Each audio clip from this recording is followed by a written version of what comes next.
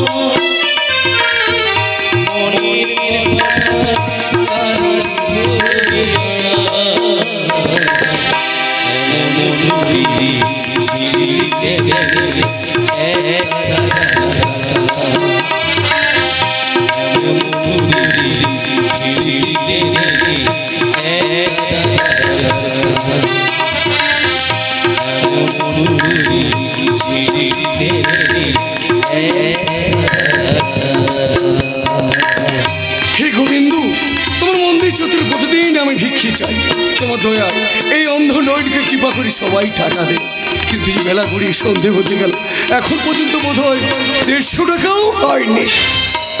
তুমি তো জানো প্রভু, বাড়ি ফিরে মামার হাতে 200 টাকা দিতে না পারলে মামা আমাকে বাড়িতে ঢুকতে দেবে না।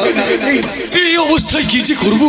হে মা, হে বাবু, দয়া করে অন্ধ মানুষটা কিছু ভিক্ষে দিয়ে দয়া করুন না, দয়া করুন বাবু, দয়া করুন, দয়া করুন।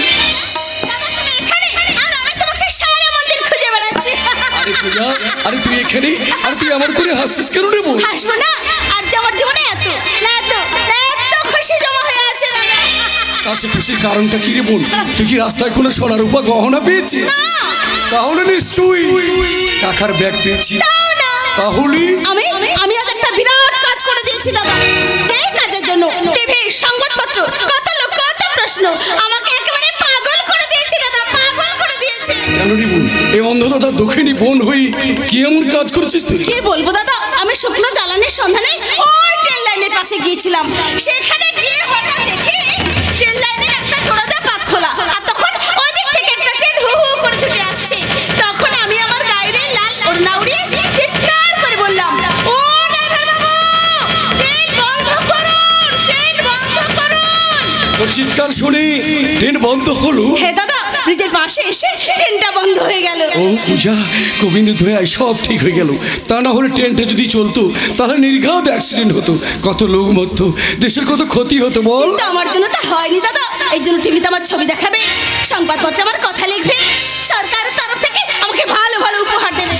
এর জন্য আমি ভীষণ খুশি দাদা, ভীষণ খুশি। কিন্তু খুশির পেছনে যে এক রাজ দুঃখ লুকিয়ে আছে রে বোন। সেটা আমি জানি দাদা, তবু এখানে না থেকে তুমি বাড়ি ফিরে চলো। যাবো বলতো, এখনো বোধহয় 200 টাকা পূরণ হয়নি। আর তুই তো জানিস বাড়ি ফিরে গিয়ে মামার হাতে 200 টাকা দিতে না পারলি আমাদের উপর কি অত্যাচার হবে। তার জন্য কিছু করে নেই দাদা, এটাই তো আমাদের ভাগ্যে লেখা আছে। তা না হলে সেই ছোট্টবেলায় গাড়ি অ্যাক্সিডেন্ট হয়ে বাবা মা একসাথে মারা যাবেন কেন? কেন আমাদের এত অন্যায় অত্যাচার সহ্য করে মামার বাড়িতে পড়ে থাকতে হবে? কেন তুমি অকালে অন্ধ হয়ে যাবে আর এই অবস্থায় তোমাকে ভিক্ষে চাইতে হবে? আর আমাকেও কেন করতে হবে মামার বাড়িতে যে চাকরানির কাজ? বলো দাদা, কেন কেন কেন? ভগবানের ইচ্ছে রে বোন, এই সবই ভগবানের ইচ্ছে। তবে এইভাবে আমি চিরদিন পড়ে পড়ে মার খাবো না। শুধু তোর বিয়েটা হয়ে যাক, তারপর এখান থেকে চিরদিনের জন্য চলে যাব। ঠাকুরের কাছে এইটুকু আমার প্রার্থনা। না দাদা না, তুমি ঠাকুরকে ডাকবে না। এই যুগে ঠাকুর দেবতা নেই। তা যদি থাকতো তাহলে এতদিন আমার বিয়ে হয়ে যেত, তোমার চোখ ভালো হয়ে যেত, আমাদের দুঃখ ঘুচে যেত। ঠাকুর নেই দাদা, ঠাকুর নেই। গোলাপটা ফুল, তার দুটো বড় বড় চোখ, বিরাট মূর্তি, দেহের দুটি খণ্ড হাত, সেই তো হচ্ছে জগতের জগন্নাথ। আর সেই জগন্নাথের মন্দিরই গোবিন্দ হয়ে তিনি সব কিছু দেখছেন। তাই তুই দেখিস এর দুঃখ মধ্যে চিরদিন থাকবে। সেই বিশ্বাস নিয়ে তুমি এখন বাড়ি ফিরে চলো। মামা যাই বলুক যাই করুক, আজ আমি তোমাকে আমার সাথে বাড়ি ফিরে নিয়ে যাব, আর গায়ের সবাইকে ডেকে ডেকে এই খুশির খবর জানাবো। চল বোন, তাই চল। তুই যখন আমার কোনো কথা শুনবি না, তখন গান গাইতে গাইতে ঘরের পথে চল। পথে হয়তো 200 টাকা পূরণ হয়ে যাবে। গান ধর পূজা, গান ধর। গান শুনে মানুষ ঠিক দয়া করবে। দাদা, এত কেঁদেও ভগবান যেখানে নিরুপায়, সেখানে মানুষ চেনা বড় দায়। দাদা, মানুষ চেনা বড় দায়। তাই তো আমি ঠাকুরকে ডেকে ডেকে বলি, কৃষ্ণ কৃষ্ণ শুধু শ্রী কৃষ্ণ, কৃষ্ণ বিনা কিছু না, কৃষ্ণ নাম শুধু নিয়ে কৃষ্ণের গান গায়, কৃষ্ণের গান গায়। কৃষ্ণ কৃষ্ণ শুধু শ্রী কৃষ্ণ, কৃষ্ণ বিনা কিছু না, কৃষ্ণ নামে শুধু নিয়ে কৃষ্ণের গান গায়, কৃষ্ণের গান গায়। হরে কৃষ্ণ হরে কৃষ্ণ, কৃষ্ণ কৃষ্ণ হরে হরে, হরে রাম হরে রাম, রাম রাম হরে হরে।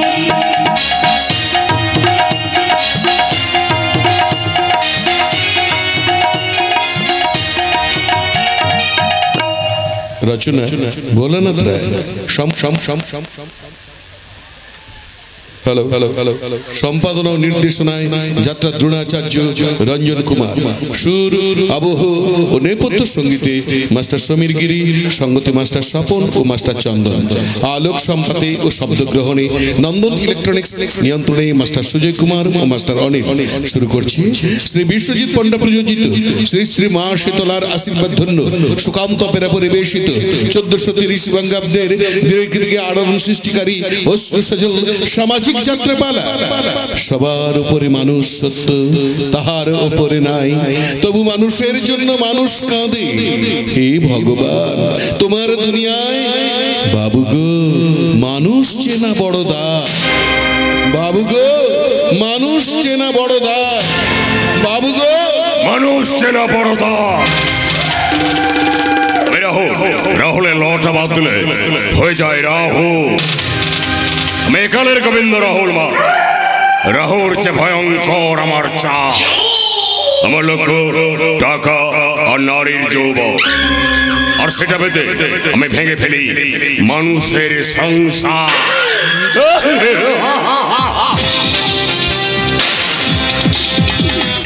কি আপনারা আমাকে চিনতে পারলেন না তো? আমি সালা একটা পাক্কা দালাল। এই তো সবাই ভালোবেসে আমার নাম রেখেছে রাহুল মা, কিন্তু আমার পার্মানেন্ট মাল ফ্যানি কোথায়? ফ্যানি ফ্যানি ফ্যানি।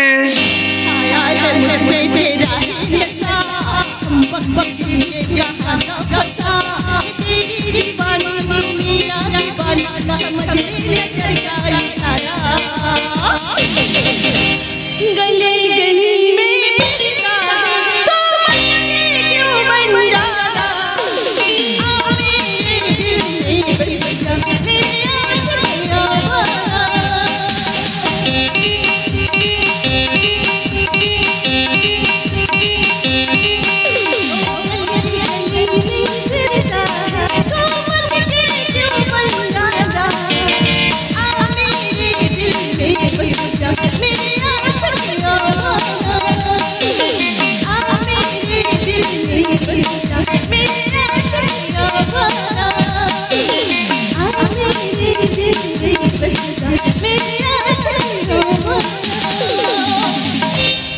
That's like a good girl. Last আমাকে হ্যাপি খুশি দেখাচ্ছে। বাট তুমি এতক্ষণ কোথায় ছিলে? স্টুডিওতে আমার ফ্যানদের জন্য সেক্সি ভিডিও তৈরি করছিলাম। ও ফ্যানি, আমি তোমার বেস্ট ফ্যান, তাহলে আমার চোখের ক্যামেরায় সেই ছবি না দেখি তুমি অন্যদের জন্য সেই ছবি পোস্ট করলে কেন? ও রাহুল, সেই ছবি তো তুমি প্রতিদিন দেখো, কিন্তু আজ আমি এই কাজটাই করেছি। কেন? আমি যেন টাকা চাই, হতে চাই সিনেমার সেক্সি হিরোইন। আমার এরকম সৌন্দর্যটাকে কাজে লাগিয়ে বর্তমান ইয়াঙ্কি কালচার ছেলে মেয়েদের পাগল করে দিয়ে আমি রাতারাতি হতে চাই এশিয়া ফেমাস ফিল্ম গার্ল। এই এই স্বপ্ন তোমার কোনোদিনই পূরণ হবে না। কেন? কারণ তোমার বাড়িতে যে তোমার চিরপ্রতিদ্বন্দ্বী তোমার পিসিমার মেয়ে পূজা আছে। ইয়েস, ও আর তার অন্ধতা তো সেই ছোটবেলা থেকে আমাদের বাড়িতে আছে, কিন্তু এই পূজার জন্য আমি এসে ফেমাস হতে পারবো না কেন? বলো রাহুল, বলো ফেমাস হতে পারবো না কেন? আরে কি করে হবে? ও যে তোমার আগে ইন্ডিয়া ফেমাস হয়ে গেছে। এটা তোমার আমাকে হিট করানো ডায়লগ। কেননা যে মেয়েটা লেখাপড়া জানে না মডার্ন লাইফের কোনো কালচার, সে ও নো নো নো সে কোনোদিন এশিয়া ফেমাস হতে পারবে না। আরে নয় ফেনি, অলরেডি ভারত বিখ্যাত মেয়ে হয়ে গেছে। এই দেখো নিউজ পেপার। না না, এ হতে পারে না। সংবাদপত্র ছবি বেরোতে পারে না। প্রধানমন্ত্রী, মুখ্যমন্ত্রী, রেলওয়ে ডিপার্টমেন্ট, এই দেশের সর্বত্রই মানুষ এইভাবে ধন্যবাদ দিতে পারে না। কিন্তু দিয়েছে। এরপরেও সম্বর্ধনার মঞ্চ উঠবে, ফুলের মালা পাবে, হাত ভরে পাবে লাখ লাখ টাকা আর মোট অঙ্কের অ্যাওয়ার্ড। ও রাতারাতি হয়ে যাবে তোমার চোদ হবে না, সেটা আমি ওকে কিছুতেই হতে দেব না। তা যদি চাও পূজা ঘরে ফেরার পর ওকে এখান থেকে তাড়িয়ে দাও। আমি না গুন্ডা দিয়ে ধরে ওকে দুবাই চালান করে দেবো। কারণ তোমার জন্য আমি রাহুলের লটা কেটে দাও ফেনে। কিন্তু লটা কেটে দিলে থাকলো তো শুধু রাহুল। হ্যাঁ রাহুল, আজ থেকে আমি তোমার জন্য রাহুল সাজলাম। তুমি যে কোনো রকম ভাবে পূজাকে বাড়ির বাইরে বের করে দাও, তারপরে রাহুল ওই চথটাকে গ্রাস করবে, পূর্ণ গ্রাস। রাহুল রাহুল মা ধনী লঙ্কার চেয়েও ভীষণ জল। জানি মা জানি, তুমি শুধু ঝাল নও, মেয়ে ধরার মাকুড়সার জাল। ওই জালে আমি পূজাকে ফেলবো। কিন্তু বাবা, বাবা কোথায় গেল? বাবা, এ তুমি কি করছো বাবা? আমি পেট থেকে মদের গ্যাস লিক করছি। না না, নিশ্চয়ই তোমার অসুখ হয়েছে। আমি যাই ডাক্তার ডেকে নিয়ে আসছি। চুপ যাবে, ডাক্তার নিয়ে আসবে। আরে ডাক্তার আবার কি করবে শুনে? না মানে তোমাকে দেখে ওষুধ দেবে, না হলে তুমি যেভাবে ফুফু করছো তাতে প্রাণবায়ুটা বেরিয়ে যাবে। আর তুমি না না, এতে আবার কিচ্ছু হবে না। কেননা ওই দেব বলেছে এই রকম করলে আমার পেটে থাকা পুরনো মদ হজম হয়ে সব বেরিয়ে যাবে। কোন দেব বলেছে? কোন দেব বলেছে? কোন দেব বলেছে? ও হ্যাঁ, রামদেব বলেছে। রাম আবার দেব? আরে না না, ওরা দুজন নয়, একজন রামদেব বাবা। ও মাই গড, তুমি যোগুরু রামদেবের কথা বলছো? ইয়াস, ও বলেছে এরকম ফুফু করলে পেটের ব্যথা, বাতের ব্যথা, প্রেসার, সুগার কমবে, মদ হজম হয়ে মদ খাওয়ার ইচ্ছা বাড়িয়ে দেবে। আর সেই জন্যই বুঝি মদের বোতল হাতে নিয়ে মদ খেয়ে মদের সন্ধানে বেরিয়েছো? সে তো বেরোতেই হবে, কারণ আমি নেপ নয় স্বয়ং সাগর পাইপ। যে দেবে মদের বাধা তাকে আমি দিয়ে দেব একেবারে টাইট।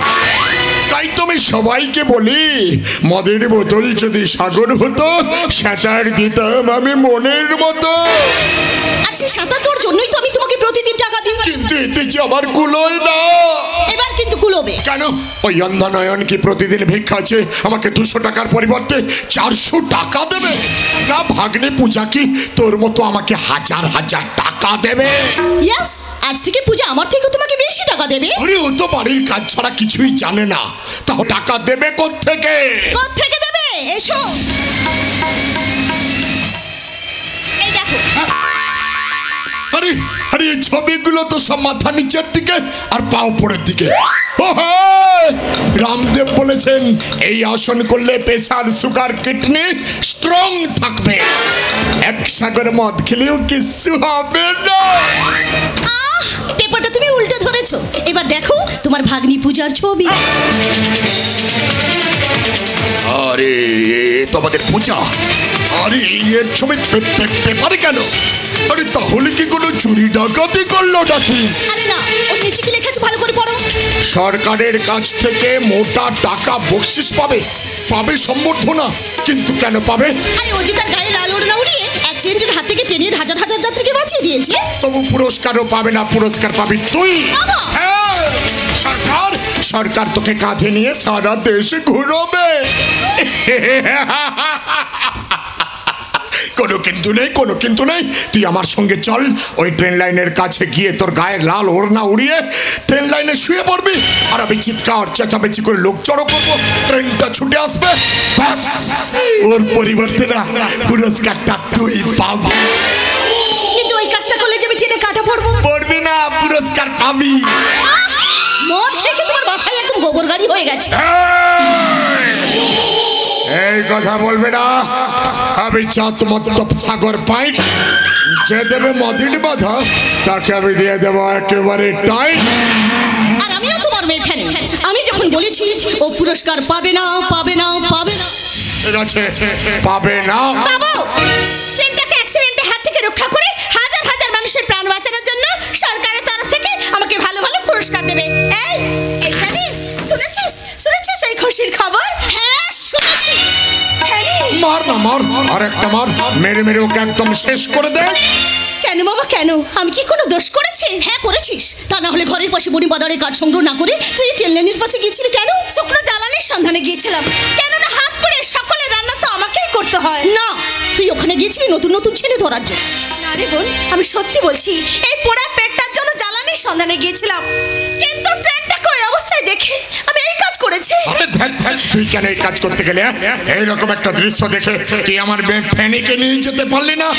ও একসঙ্গে 3-4টা ট্রেনকে দাঁড় করিয়ে দিয়ে সরকারের ঘর থেকে পুরস্কারটা পেয়ে যেত। কিন্তু তখন সে পরিস্থিতি ছিল না। তাছাড়া আমি তো তোর বোন, পুরস্কারটা যদি আমি পাই সব থেকে খুশি হবে তুই। না, আমি খুশি হব না, তাই তুই পুরস্কার আনতে যাবি না। তোকে না বারবার বলিস আমাকে বোন বলে ডাকবি না, দয়া করে দুবেলা দুমুঠো খেতে দিই, এটাই হচ্ছে শুধু তোর পরিচয়। তাই পায়ের জুতো হয়ে মাথায় ওঠার চেষ্টা করবি না। ঘরে চাকরের মতো পায়ে পায়ে ঘুরছিস ঘোর, কিন্তু পাখির মতো আকাশে ওড়ার জন্য কিচির মিচির করবে না। খাবার থালায় যদি পড়ে থাকবি, তোরা ভাই বোন মিলে খেয়ে কাজ করবি। এর থেকে বেশি কিছু করতে গেলে তখন দেখবি আমার আসল রূপ। ও ফ্যানি, এত অহংকার কিন্তু ভগবান সহ্য করবে না।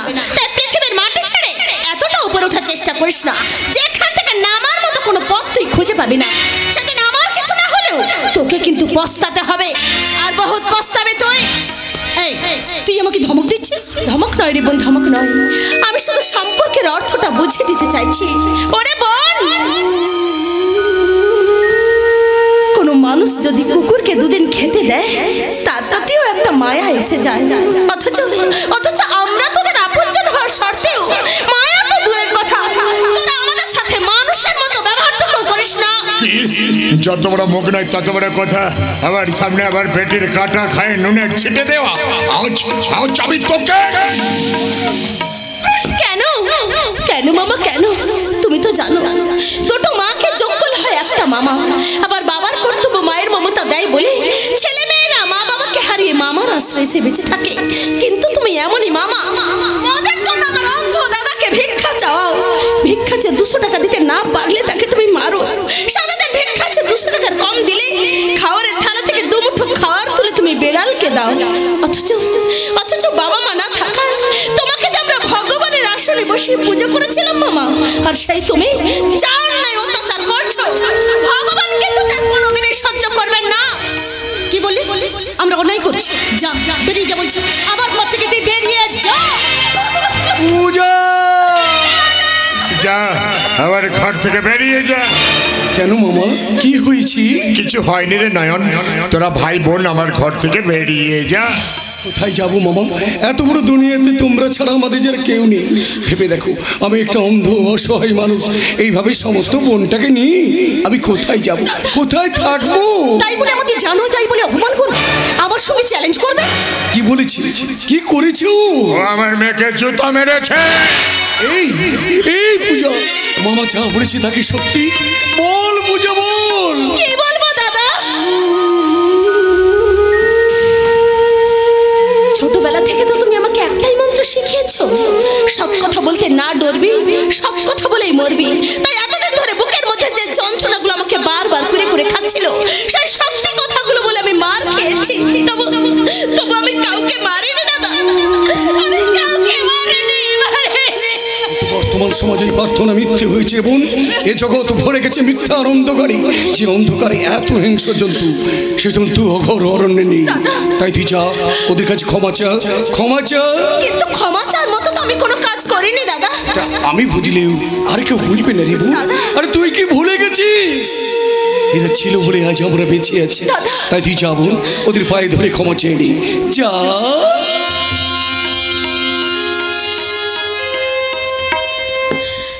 আমাকে তুই ক্ষমা করে দে বোন। আমি তোর পায়ে ধরে বলছি না।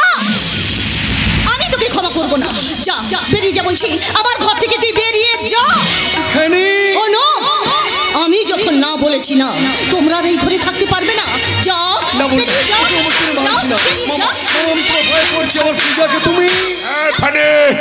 তুই থাম, আর সব সমস্যার সমাধান করে দিচ্ছি। সমাধান? সমাধান। আমার নাম সাগর পাইন।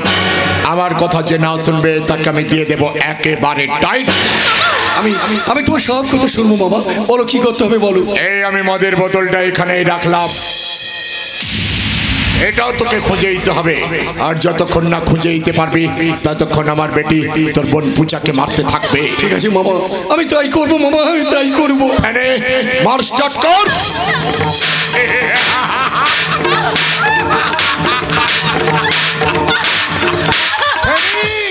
ওকে আর মারিস না, আমি মদের বোতল পেয়ে গেছি। আমিও মারামারি বন্ধ করে দিয়েছি। যা, এরপর যেন আমি তোর মুখ না দেখি। পূজা,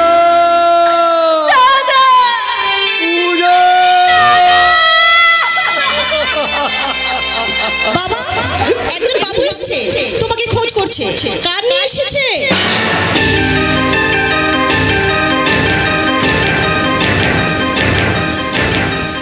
বাবু কার? সালা আমার একটা সাইকেল চড়ার উপায় নেই আর ও কিনা কার নিয়ে আসছে। কিন্তু বাবু, আর এই ভাগ্নে পূজাকে নির্যাতন করার জন্য আমার বাড়িতে পুলিশ এলো না কিরে বাবা? না আমার মুখে সব সময় মদের বোতল অন থাকার জন্য আবগারি বিভাগের লোক এলো না কিরে বাবা? নমস্কার, এটা কি সাগর পাইটের বাড়ি? হ্যাঁ, আমি সাগর পাইন। আমি সুশোভন ব্যানার্জি। কলকাতা আমার বিরাট ব্যবসা, ধনে মানে অর্থ ঐশ্বর্যই পরিপূর্ণ। তাই তোমার লোক হয়ে আমার মতো ছোট লোক না মানে গরিবের বাড়িতে আপনি কেন এসেছেন স্যার? তাতে কি হয়েছে? এক সময় বড় বড় বাবুদেরকে ছোট বাবুদের কাছে মাথা নত করতে হয়, তাই তুমি গাড়ি নিয়ে এখানে ছুটে এসেছি। ছোট নয়, একটা বড় উদ্দেশ্য নিয়ে। তা উদ্দেশ্যটা কি বলে ফেলুন। আপনার এক ভাগ্নি আছে না, যার নাম পূজা? আছে। টিভি সংবাদপত্রে তার কর্তব্যের কথা শুনে আই এম ভেরি প্লিজড। তাই তো গাড়ি নিয়ে এত দূরে আপনাদের গ্রামে আমি ছুটে এসেছি। কোথায় সেই মেয়ে? মা পূজা, পূজা মা, আয় মা, আয় আয় আয় আয়।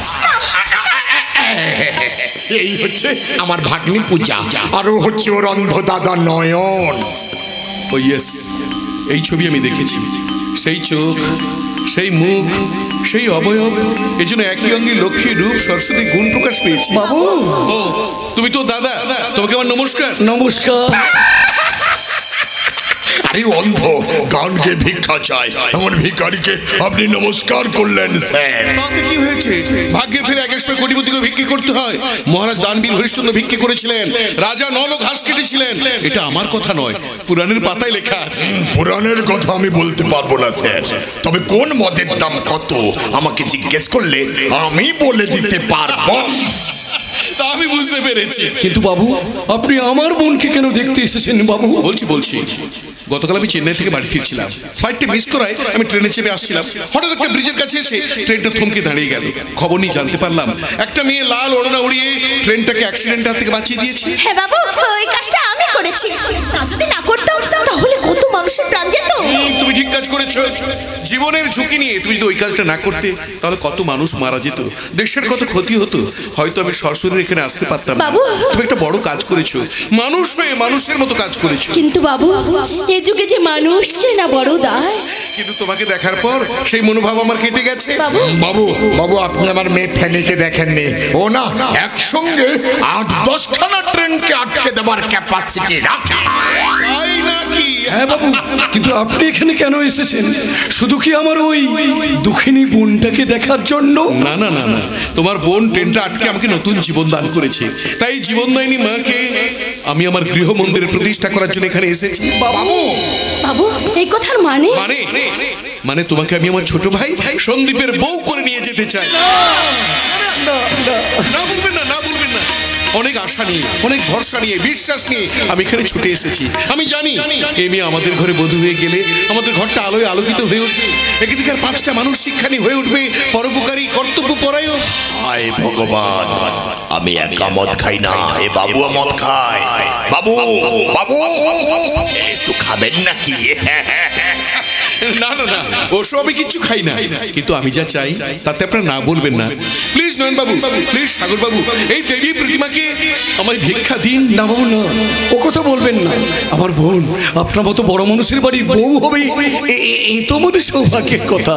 কিন্তু না না না না না, কোনো কিন্তু নয়, কোনো কিন্তু নয়, শুধু তুমি রাজি হয়ে যাও।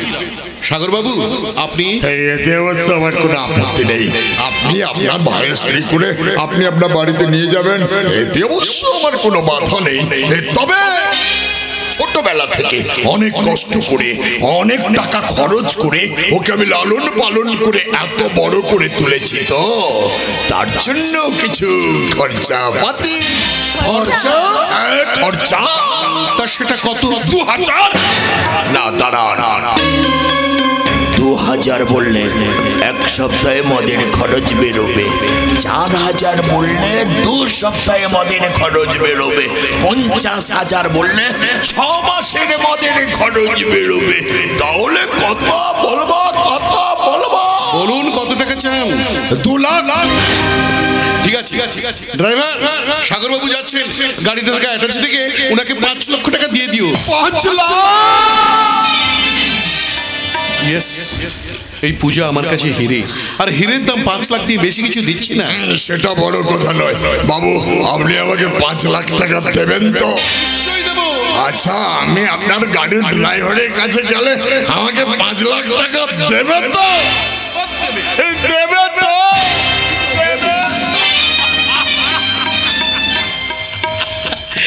সাগর বাবু মদে ডুবে গেছেন। কিরে দূরে কেন, কাছে আয়। কিন্তু কোনো কিন্তু করিস না বোন, কোনো কিন্তু করিস না, এই সবই ভগবানের ইচ্ছে। এতদিন গোবিন্দের কাছে তার ভজন গান গাওয়ার জন্য সেই চোখ তুলে তাকিয়েছি, এবার তো দুঃখ কান্না ব্যথার দিন শেষ। দাদা। যা বাবুকে প্রণাম কর, বাবুকে প্রণাম কর। বাবু এই, থাক থাক থাক থাক থাক। বাবু নয়, বাবু নয়, দাদা। দাদা বল, দাদা। দাদা আর এই নে, এই নে আমার আশীর্বাদ। এত দামি আংটি, কিন্তু এত সুখ আমার কপালে সইবে তো? সইবে সইবে, তোমাকে আমার ভাইয়ের বউ করে নিয়ে গিয়ে তোমার সৌভাগ্য আমি লিখে দেবো। এবার আমার ঘরে চলবো। দাদা। Yes, welcome to my Banerjee family. দাদা পূজা, দাদা পূজা।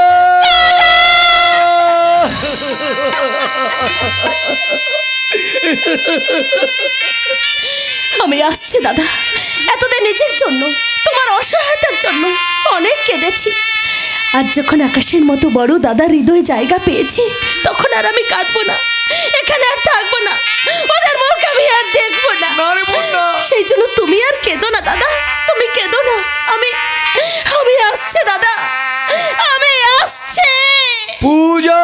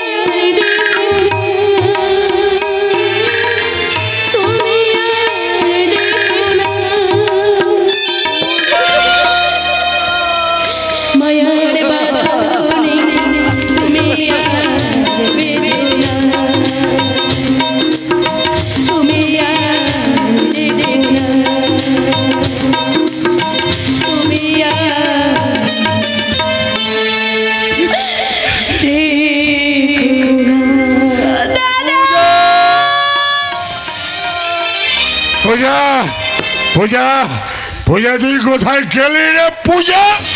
পূজা পূজা জন্মের মতো এখান থেকে চলে গেছে মা। তাহলে তুইও জন্মের মতো এখান থেকে চলে যা। মামা কেন এমন করছো? এতদিন খাইয়ে পরিয়ে পালন করার জন্য আমার বোনটা তো 5 লাখ টাকা দিয়ে গেছি, আর তুমি কি চাও? তোর কাছ থেকে দুদিনের 400 টাকা চাই। 400 টাকা তোমার কাছে নেই মামা? তাহলে তোর ঠাইও আমার ঘরে হবে না। তোর বোন যেখানে গেছে তুই সেখানেই চলে যা। আমি এখান থেকে চলে যাব। এতদিন বোনটার জন্য তোমাদের অন্যায় অত্যাচার সহ্য করে এখানে থাকতে বাধ্য হয়েছিলাম, কিন্তু কিন্তু ও যখন আজ নেই তখন আমি আর এখানে থাকবো না। আমি চিরদিনের জন্য এখান থেকে চলে যাব। হ্যাঁ তাই যা। তুই গেলে আমি ঘরের দরজা লাগাবো। দাঁড়াও মামা, যাবার সময় ঘর থেকে হারমোনিয়ামটা আমি নিয়ে যাবো। না, ওটা তুই নিয়ে যাবি না। ওটা বেচলে আমার 2 মাসের মদের খরচ বেরোবে। তাই ওটা দাঁড়িয়ে তুই এখান থেকে বেরিয়ে যা। তোর জীবনের কালো জামা আমি কাল নামে সকলে কংস, তোর বংশ করলাম ধ্বংস। এখান থেকে যা, না হলে আমি সাগর পাইপ তোকে দিয়ে দেব একেবারে টাইট। যা।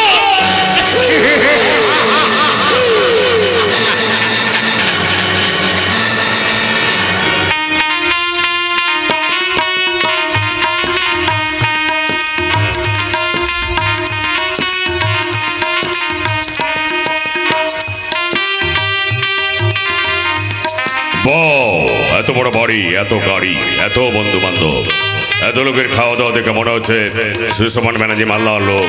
আর এই লোকের বাড়িতে পূজা বউ হয়ে এসেছে। আমার সব প্ল্যানকে কাজ করা দেখে ও এখানে রানী সেজে বসে আছে।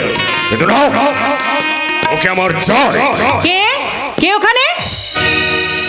আমি কন্যাযাত্রী, মানে পূজার মোট ফ্যানের ভাবি স্বামী। ও বাড়ি থেকে আসার মতো কেউ নেই দেখে আমি নিজেই চলে এসেছি। তা ভালোই করেছেন, চলুন খাবেন চলুন। সে কি হয়, পূজার সঙ্গে দেখা না করে কি খাওয়া যায়? কিন্তু বৌদি এখন মহিলা মহলের মধ্যমণি হয়ে বসে আছে, এইসব ওখানে কেউ কোনো ছেলেকে অ্যালাউ করবে না। এই তুমি কি বলছো? ঠিকই বলছি। তবে একটু পরে বাসর ঘরে যাবে, তখন না হয় মিট করবেন। আচ্ছা ঠিক আছে ঠিক আছে। আচ্ছা বাথরুমটা কোন দিকে? ওই যে ফুলে ফুলে সাজানো, ওটাই কি বাথরুম? হ্যাঁ। তুমি বুঝি পূজার ছোট ননদ, আমার নাম নিতু। কিন্তু আপনাকে দেখে মনে হচ্ছে আপনি বড়ই ভীতু। তাই কোনে বাড়ি লোক হয়েও এখানে যশোর হয়ে দাঁড়িয়ে আছেন? কি করবো, নির্বান্ধব জায়গা, তাতে আবার সুসুমন বাবু দয়া করে পূজাকে বাড়ির বউ করে নিয়ে এসেছেন।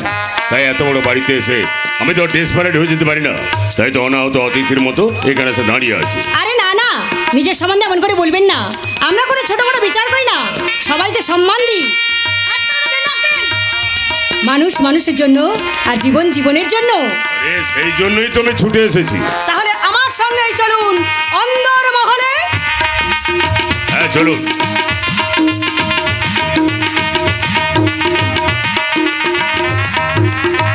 অন্দর মহলে খুশি সানাই গাচ্ছে। বন্ধু বান্ধবের ঘর দেখে আমার মনে হচ্ছে এই ঘর যেন স্বর্গের চেয়েও বড়, আর এই বাড়ির মানুষগুলো দেবতার চেয়েও সুন্দর। আর আমার স্বামী সন্দীপ, যার সাথে ফুলের বাসরে দেখা হবে, সেই সন্দীপ কিরকম বলো তো?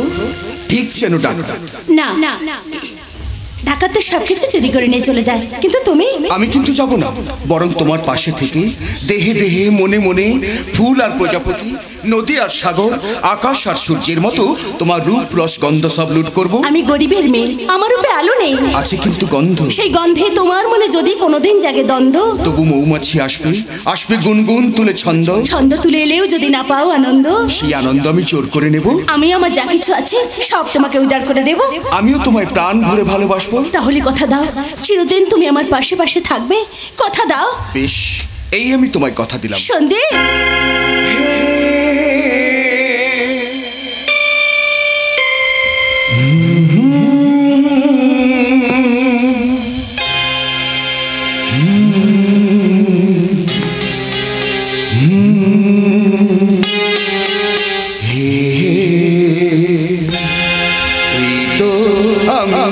তোমার কাছে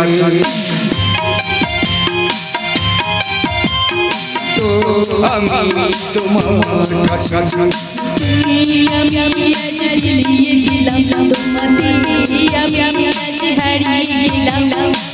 খোঁজো তুমি এখানে ওখানে পাশাপাশি থাকবো কথা দিলাম তো আমি তোমার কাছে তো আমি তোমার কাছে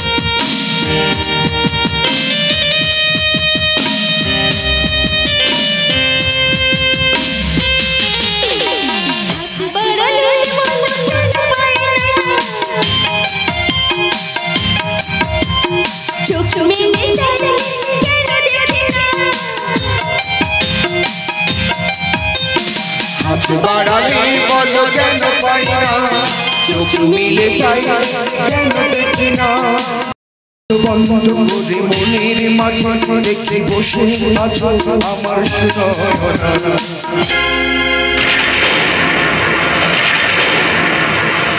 বলো না প্রেমের কি এমন রীতি বলো না প্রেমের কি এমন রীতি খোঁজো তুমি এখানে ওখানে পাশাপাশি থাকবো কথা দিলাম তো আমি তোমার কাছে তো আমি তোমার কাছে তো আমি তোমার কাছে তো আমি তোমার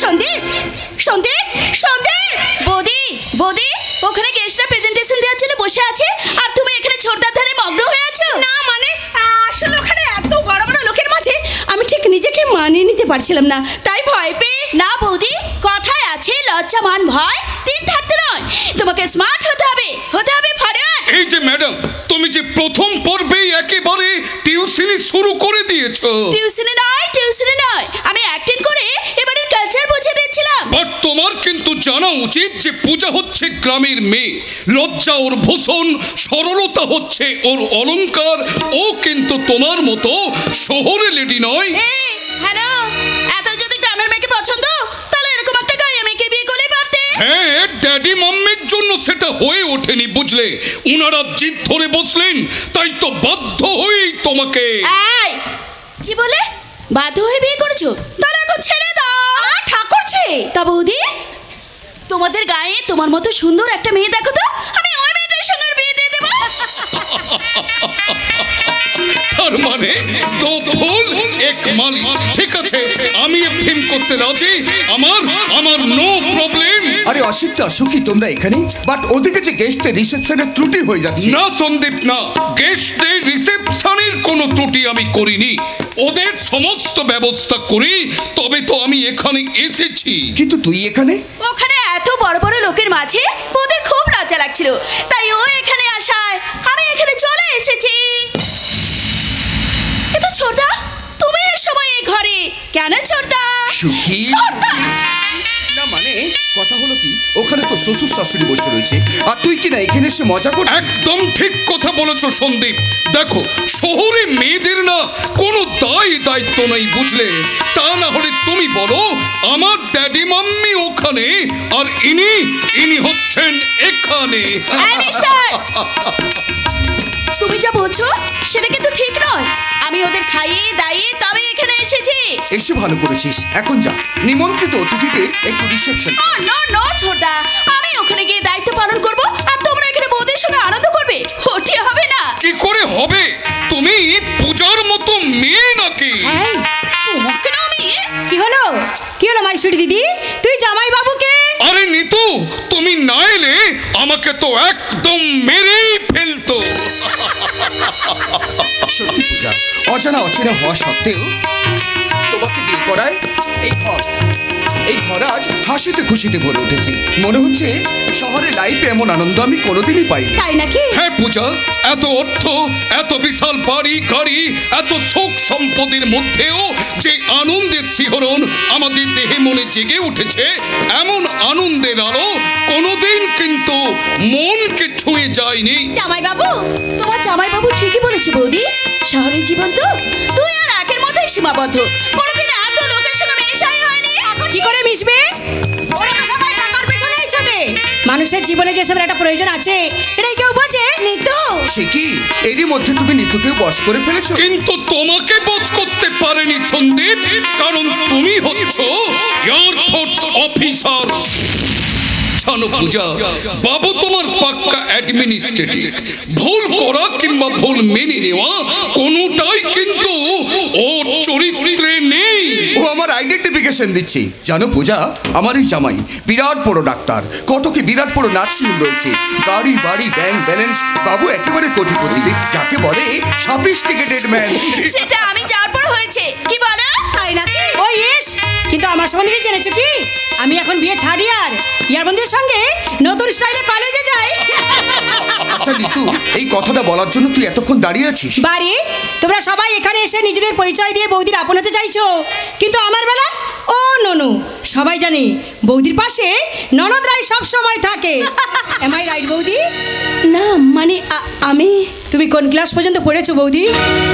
তোমার লেখাপড়া কত দূর বলো বৌদি, বলো।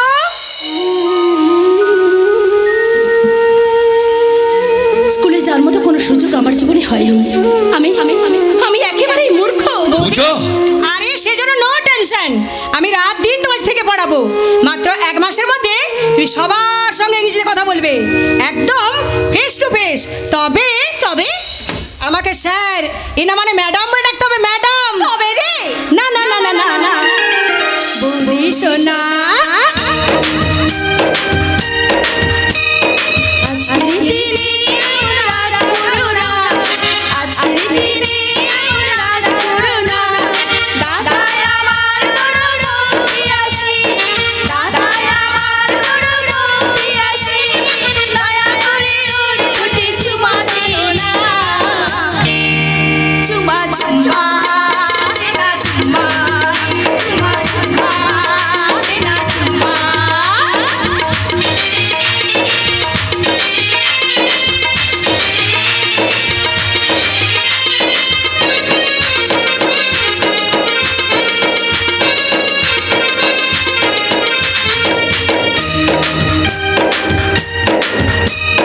ফুলবাগানে ফুল আজ মরে যায়, মৌমাছি তবু হায় মধু নিতে যায়। ফুলবাগানে ফুল আজ মরে যায়, মৌমাছি তবু হায় মধু নিতে যায়।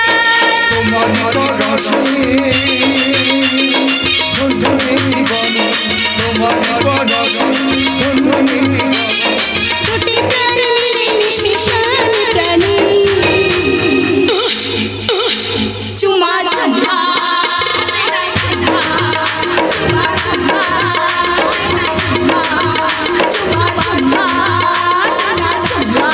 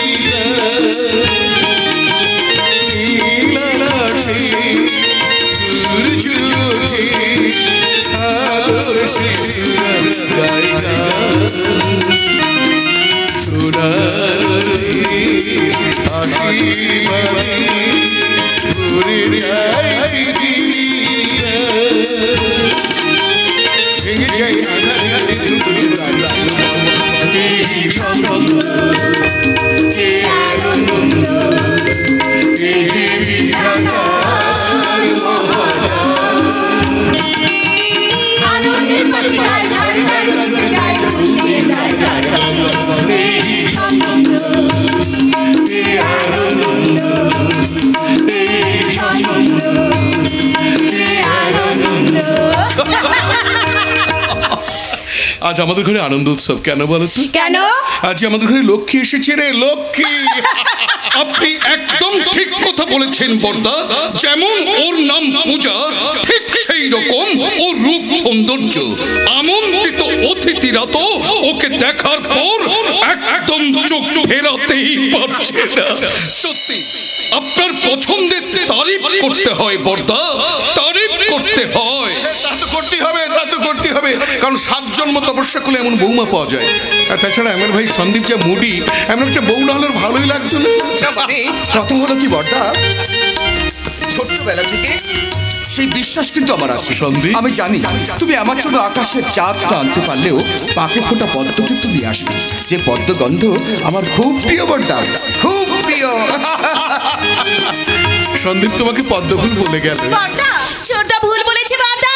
সুখী বৌদি পদ্মের চেয়ে সুন্দর, বর্ষা নদীর মতো গতিশীল, আয়নার মতো স্বচ্ছ আর সুন্দর, এক কথায় বৌদি দেবী। নিতু তুই কিছু বল। আমি আর কি বলবো বর্দা, আমি শুধু বলবো আই লাভ মাই সুইট বৌদি। বৌমা, বৌমা এখানে তোমার কোনো অসুবিধা হচ্ছে না তো? না মানে আমি জানি এখানে সবার সামনে দাঁড়াতে কথা বলতে তুমি বোর ফিল করছো। আমাদের এই শহরে ঢাক মডার্ন পার্টি রয়্যাল সোসাইটি অ্যাটিটিউডে তুমি নিজেকে আনইজি ফিল করছো। দুদিন বাদে এসব আদব কায়দায় বৌদিকে শিখিয়ে দেবো। আমি জানি আমার বৌমা খুব তাড়াতাড়ি শিখে নেবে, কারণ ও যে আমাদের ঘরে লক্ষ্মী। এমন একদিন আসবে ও যা বলবে সবাইকে তা মেনে চলতে হবে। সেটা আমি জানি না বর্দা, তবে মনে মনে এইটুকু উপলব্ধি করতে পারছি, ভগবান আজ সব সুখ আমার আঁচলে ভরিয়ে দিয়েছেন। আপনার মতো বড় দাদা, রাজপুত্রের মতো স্বামী, এমন একটা হাসি খুশি পরিবার যে আমার ভাগ্যে আছে, এটা আমি স্বপ্নেও ভাবতে পারিনি। বর্দা, আমার দাদা গোবিন্দকে ডেকে ডেকে ভিক্ষা চাইতেন, গোবিন্দ তার সব সুখ আজ আমাকে দিয়েছেন। তাই এই বাড়িতে এসে আজ আমি ভীষণ খুশি বর্দা, আমি ভীষণ খুশি। তার চেয়ে বেশি খুশি এই সুশোভন ব্যানার্জি, কারণ সে তোর মতো একটা মেয়েকে বৌমা করে আনতে পেরেছে। তো যা বৌমাকে তার রুমে নিয়ে যা। তাই চলো বৌদি, তাই চলো, তুমি তোমার ফুলসজ্জার ঘরেই চলো।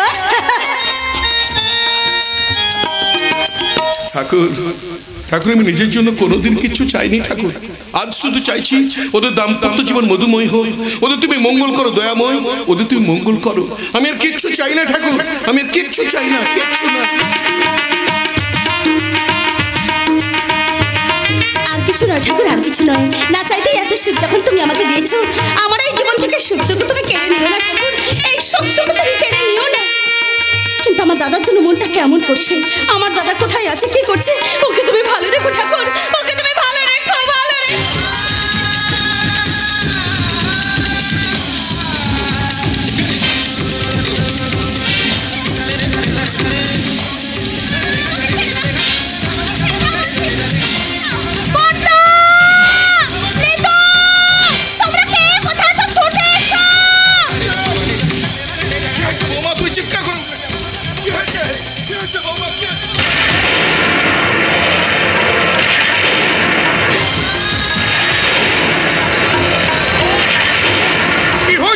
কি হয়েছে দাদা, কি হয়েছে? আপনি এখানে দাঁড়িয়ে চিৎকার করছেন আর সন্দীপ পূজার ঘরে চিৎকার করছে। কি হয়েছে দাদা, কি হয়েছে? কি আর হবে, কি আর হবে? এই পূজার রুমে একটা লোক ঢুকেছিল আর ও পূজাকে জোর করে জড়িয়ে ধরেছিল। কি বলো পূজা, ওই লোকটাকে? বিশ্বাস করো, ওই লোকটাকে আমি চিনি না, জানি না। জানো না তো ওই লোকটা তোমার রুমে ঢুকে তোমাকে এভাবে জড়িয়ে ধরেছিল কেন? ওর সঙ্গে তোমার কি সম্পর্ক? বলছে তোর সাথে আমার কোনো সম্পর্ক নেই। পূজা! সন্দীপ, ও কাজ তুই করিস না। তাহলে বলো কই লোকটাকে? লোকটা একটা চোর। আমার মনে হয় পূজার রুমে ঢুকেছিল কিছু সোনা দানা চুরি করার জন্য। না না বর্দা, এ আপনি কি বলছেন বর্দা? এ আপনি কি বলছেন?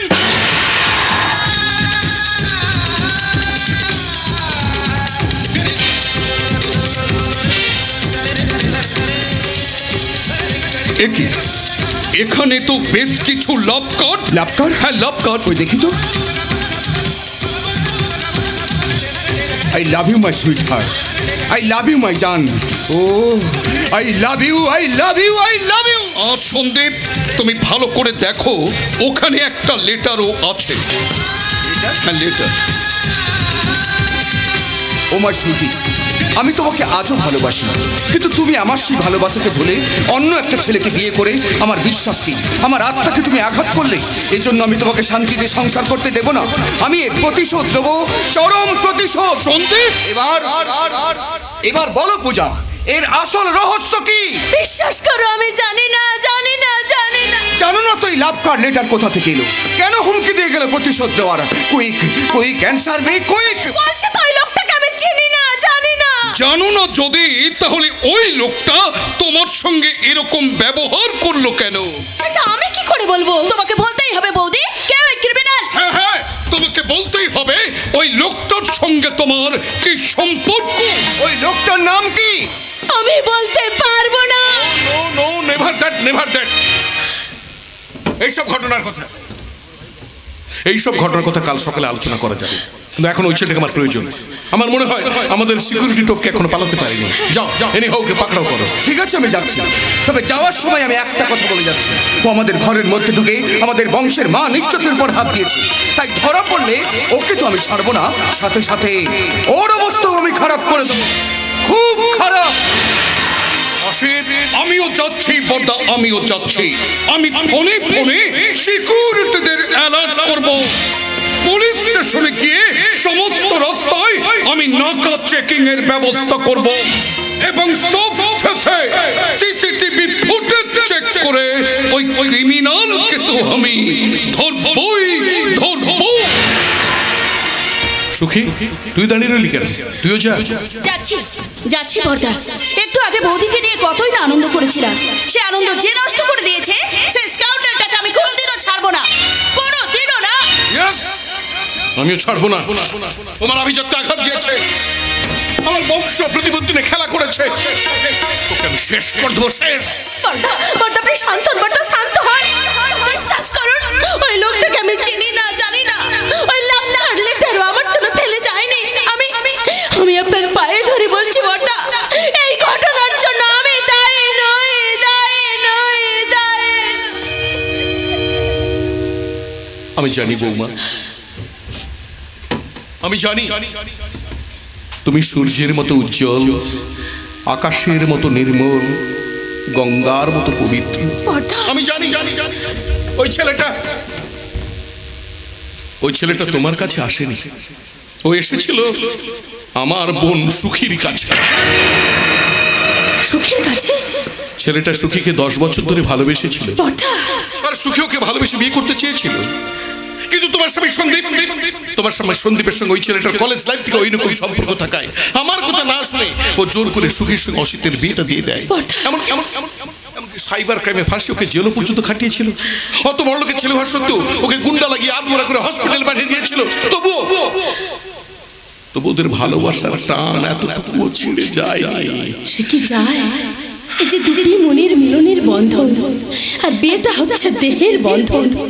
চাইলে দেহের বন্ধন ছিঁড়ে ফেলা যায়, কিন্তু মনের বাঁধন এত সহজে ছিঁড়ে দুটুকরো করা যায় না বর্দা, দুটুকরো করা যায় না। সেই জন্য তো বিয়ের দিনও ঝামেলা পাকাতে চেয়েছিল, ওরকম লাভ কার্ড লাভ লেটার পাত্রপক্ষের কাছে পাঠিয়েছিল। তাই তো সুখীর সঙ্গে অসিতের বিয়ে দিয়ে একটা অজানা ঠিকানায় পাঠিয়ে দিয়েছিলাম, যে ঠিকানা আজ পর্যন্ত ওই ছেলেটা জানে না। তাহলে আজ এখানে এসে ওইভাবে কেন ঝামেলা করলো বর্দা? কারণ ওই রুমটাই যে সুখী থাকতো, তাই তো বিয়ের আনন্দে সবার অলক্ষ্যে ওই রুমে ঢুকে তোমাকে সুখী মনে করে ওই কাণ্ডটা ঘটিয়েছিল। আর সে জানতো সন্দীপের বিয়েতে সুখী আলপত আসবে, তাই তো তোমার রুম থেকে বেরিয়ে আসার সময় ওর সঙ্গে ধাক্কা লাগে, খসে পড়ে মুখোশ। তখন আমি চিনতে পারি ও সেই ছেলে, সেই ক্রিমিনাল, সেই লোক। কিন্তু ওর জন্য দাদা আমার সংসার ভাঙতে বসেছে বর্দা, এমনকি আপনার ভাই আমাকে হাত পর্যন্ত তুলেছে। এখন আপনি বলুন বর্দা, আমি এখন কি করব, কি করব, কি করব? তার আগে তুমি বলো তো বৌমা, এ বাড়িতে সুখীর শ্বশুর শাশুড়ি আছে, ওর স্বামী আছে, ওরা যদি এসব কথা জেনে যায় তাহলে সুখী কি করবে তুমি বলো? সুখীর সুখময় জীবনটা নষ্ট হয়ে যাবে, ওর শ্বশুর শাশুড়িকে বাড়ি থেকে তাড়িয়ে দেবে, ওর স্বামী ওকে ডিভোর্স দেবে, আমার বংশের মুখে পড়বে কালি, আমি সবার সামনে মাথা উঁচু করে দাঁড়াতে পারবো। কিন্তু এর জন্য আমি কি করব, কি করার আছে আমার? বৌমা, মেয়েদের আরেকটা নাম হলো দুহিতা। বাবার কুল আর শ্বশুরের কুল রক্ষা করে বলে সবাই থেকে দুহিতা বলে। তাই আমি তোমার সামনে হাত জোড় করে অনুরোধ করে বলছি বৌমা, তুমি চাইলেই সব সমস্যার সমাধান হয়ে যায়। আপনি বলবেন না, তাহলে বলুন এখন আমাকে কি করতে হবে? বৌমা, সবার সামনে তুমি বলবে ওই ছেলেটা তোমার কাছে এসেছিল।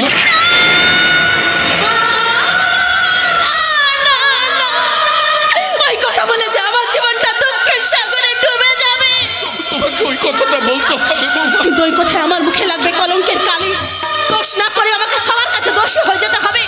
সবাই আমাকে ঘৃণা করবে, উপহাস করবে। না না বর্দা, না, আমি জেনে শুনে আমার বিশ্বাস করতে পারবো না বর্দা। আমি বিশ্বাস করতে পারবো না।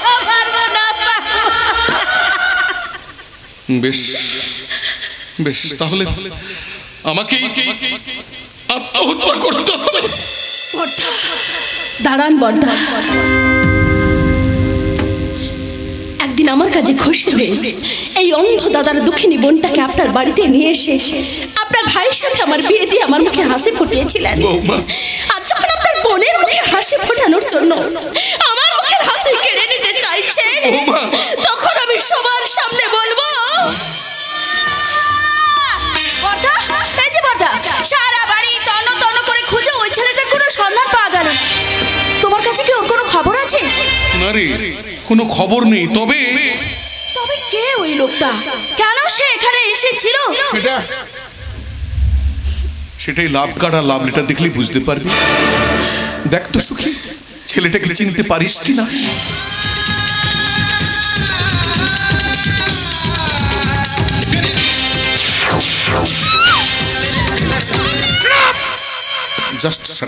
ওই লোকটার সম্বন্ধে কোনো কিছু জানতে পারলাম না বর্দা। আমার মনে হয় লোকটা বাজে উদ্দেশ্য নিয়ে আমাদের ঘরে ঢুকেছিল, কিন্তু সবাই কিনে ওকে ধরার আগে ও ছুটে গিয়ে অন্ধকারে মিলিয়ে গেল। পারলাম না বর্দা, পারলাম না। ওই লোকটা কালো কাপড়ে নিজের মুখটা এমন ভাবে ঢেকে রেখেছিল যে সিসিটিভি ফুটেজ চেক করেও আমি তো শনাক্ত করতে পারলাম না। আর তা যদি পারতাম তাহলে পুলিশকে দিয়ে ওই লোকটাকে আমি ফাঁসিতে ঝোলাতাম। ওকে আর ঝোলানোর দরকার নেই। ওর চেয়ে বড় চোর আমাদের এই ঘরের মধ্যে রয়েছে, যে এরই মধ্যে আমাদের মান সম্মান সাধ স্বপ্ন আশা ভরসা সবকিছু চুরি করে নিয়ে এখানে দাঁড়িয়ে রয়েছে। তুমি কি বলছো? ঠিকই বলছি। ভালোই বলো পূজা, ওই লোকটাকে, ওর সঙ্গে তোমার কি সম্পর্ক? হ্যাঁ পূজা, তুমি বলো যে ওই লোকটার সঙ্গে তোমার কি সম্পর্ক। বলো ওই লোকটা কে? বলো বলো বলো। ও আমার কাছে এসেছিল। হ্যাঁ, আমরা দুজনকে ভালোবাসি। 1 বছর নয়, আমাদের প্রেম 10 বছর ধরে চলছে। ওই লাভ লেটার একদিন আমি ওকে দিয়েছিলাম। আমার বিয়েটা এখানে হয়ে যাওয়া, ওইগুলো আমাকে ফিরিয়ে দিতে এসেছিল। কারণ আজ আমরা দুজনকে ভালোবাসি। নিজের কৃতকর্মের কথাটা কত গর্ব, কত অহংকার, কত দাম্ভিকতার সঙ্গে বলে দিল। শুনলে তো বর্দা? নিজের অভিশাপ, প্রেম কাহিনী, বাজে চরিত্রের কথাগুলো কিরকম নির্লজ্জের মতো সবার সামনে বলে দিল। শুনলে তো সবাই? কি করব? ছোটবেলা থেকে তার মিথ্যে কথা বলতে শিখিনি, তাই সত্যি কথাটা যেন সে বেরিয়ে গেল। না বৌদি, তুই মিথ্যে বলছো, তুমি জেনে শুনে ভুল বলছো। ওই লোকটা তোমার কাছে আসেনি, ওই লোকটা এই বাড়ির অন্য কারো কাছে এসেছিল। তুমি যা বলছো তা মিথ্যে, ভুল কি ঠিক সেটা তুই জানলি কি করে? জানলাম বৌদিকে সামান্য সময়ের মধ্যে চিনে। তাহলে আমার মাথায় হাত দিয়ে বলো তো বৌদি, তুমি যা বলছো তা মিথ্যে? বলো বৌদি, বলো। সত্যি কি মিথ্যে পরে জানা যাবে, আগে বল ওই লোকটার সম্বন্ধে তুই কি জানিস? আমি সব জানি। সব জানিস, তাই না? সব জানিস? সব। বর্দা, ওকে এইভাবে মারছেন কেন? আপনি কি করছেন? বর্দা যা করেছেন তা ঠিক করেছেন, কিন্তু তোমাকে তো আমি দেবীর আসনে বসিয়েছিলাম, কিন্তু আজ তুমি সেই দেবীর আসনে বসে একে করলে না ও দেবী নয়, ও একটা মায়াবিনী। আর এই মায়াবিনীর অন্তরে লুকিয়ে আছে বিষধরী ডাইনি, যে ডাইনিটা প্রথমেই আমাদের মানবিকতার মূল্যবোধকে চিবিয়ে চিবিয়ে খাওয়া শুরু করেছে। সন্দীপ, সন্দীপ বাড়িতে কোনো আত্মীয় স্বজনরা রয়েছে, ওরা শুনলে কি বলবে? কি বলবে? কি আর বলবে? বলবে সন্দীপ ব্যানার্জি স্ত্রী একটা চরিত্রহীনা। বলবে সুশোভন ব্যানার্জির ভাতৃবধূ একটা কুলোটা। বলবে ব্যানার্জি বাড়ির কুলবধূ একটা গণিকা। গণিকা, গণিকা।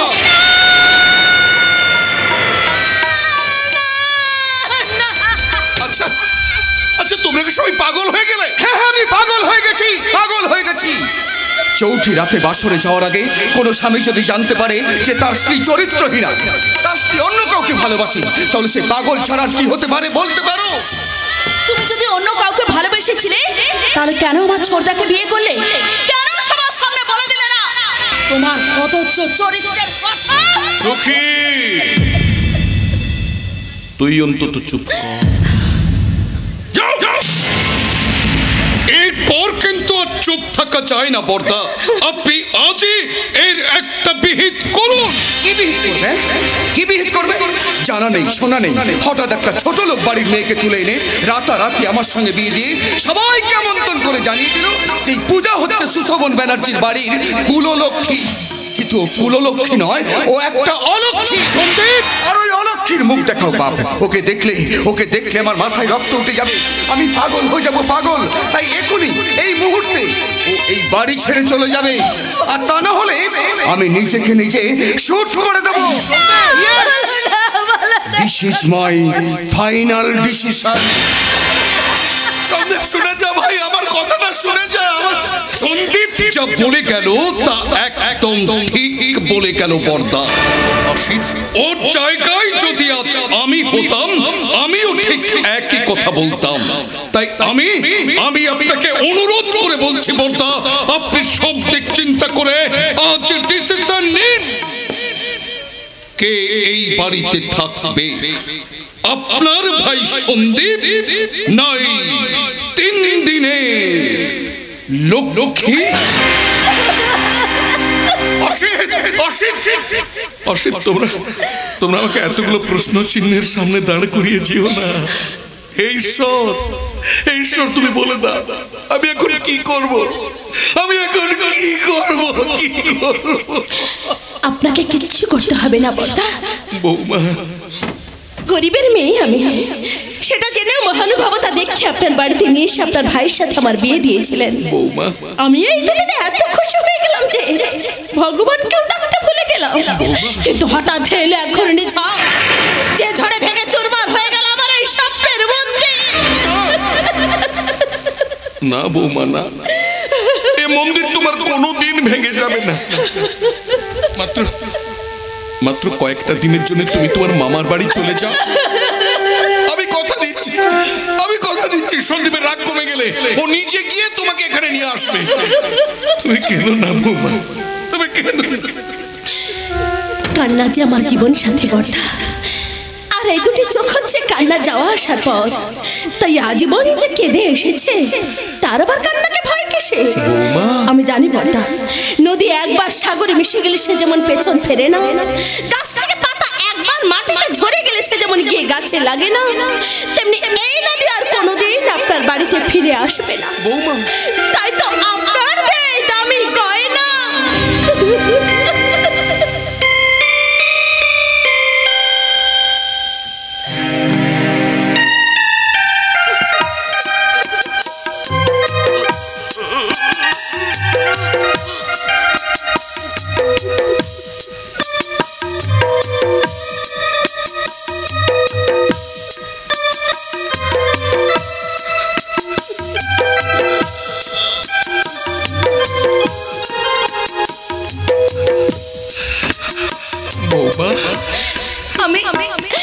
আমি আপনার হাতে তুলে দিয়ে বলছি, এবার আপনি খুশি তো?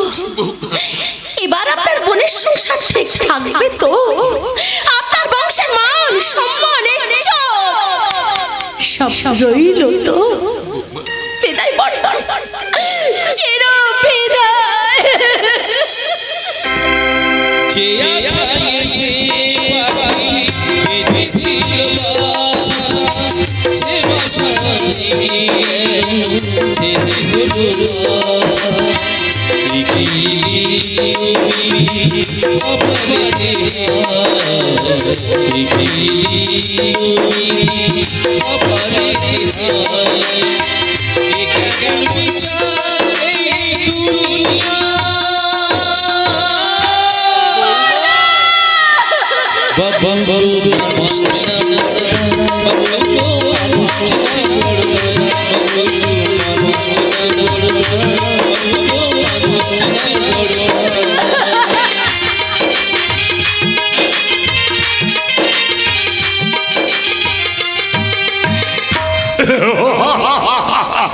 মানে বোঝার ভুল ভালোবাসা হয়ে গেছে, তুমি যেন ভুল বুঝো না। মালা গেঁথে রেখেছি পরাবো তোমায়, তুমি যেন ছিঁড়ে ফেলো না।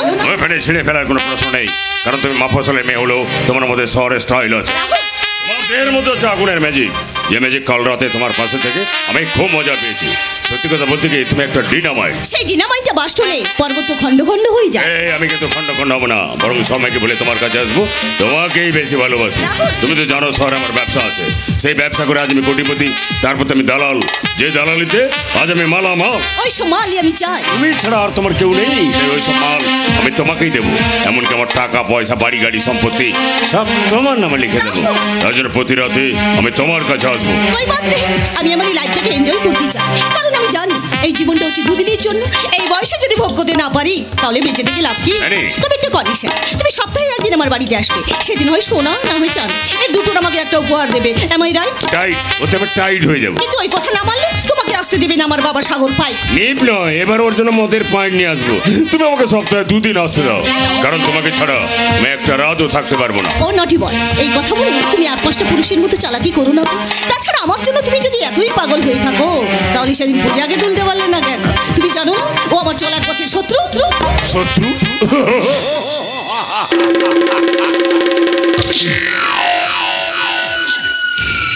আরে সেই জন্য তো গুন্ডা লাগিয়েছিলাম, ওরা বিফল হয়ে ফিরে আসার পর আমি নিজে গিয়ে ওর ঘরে ঢুকেছিলাম।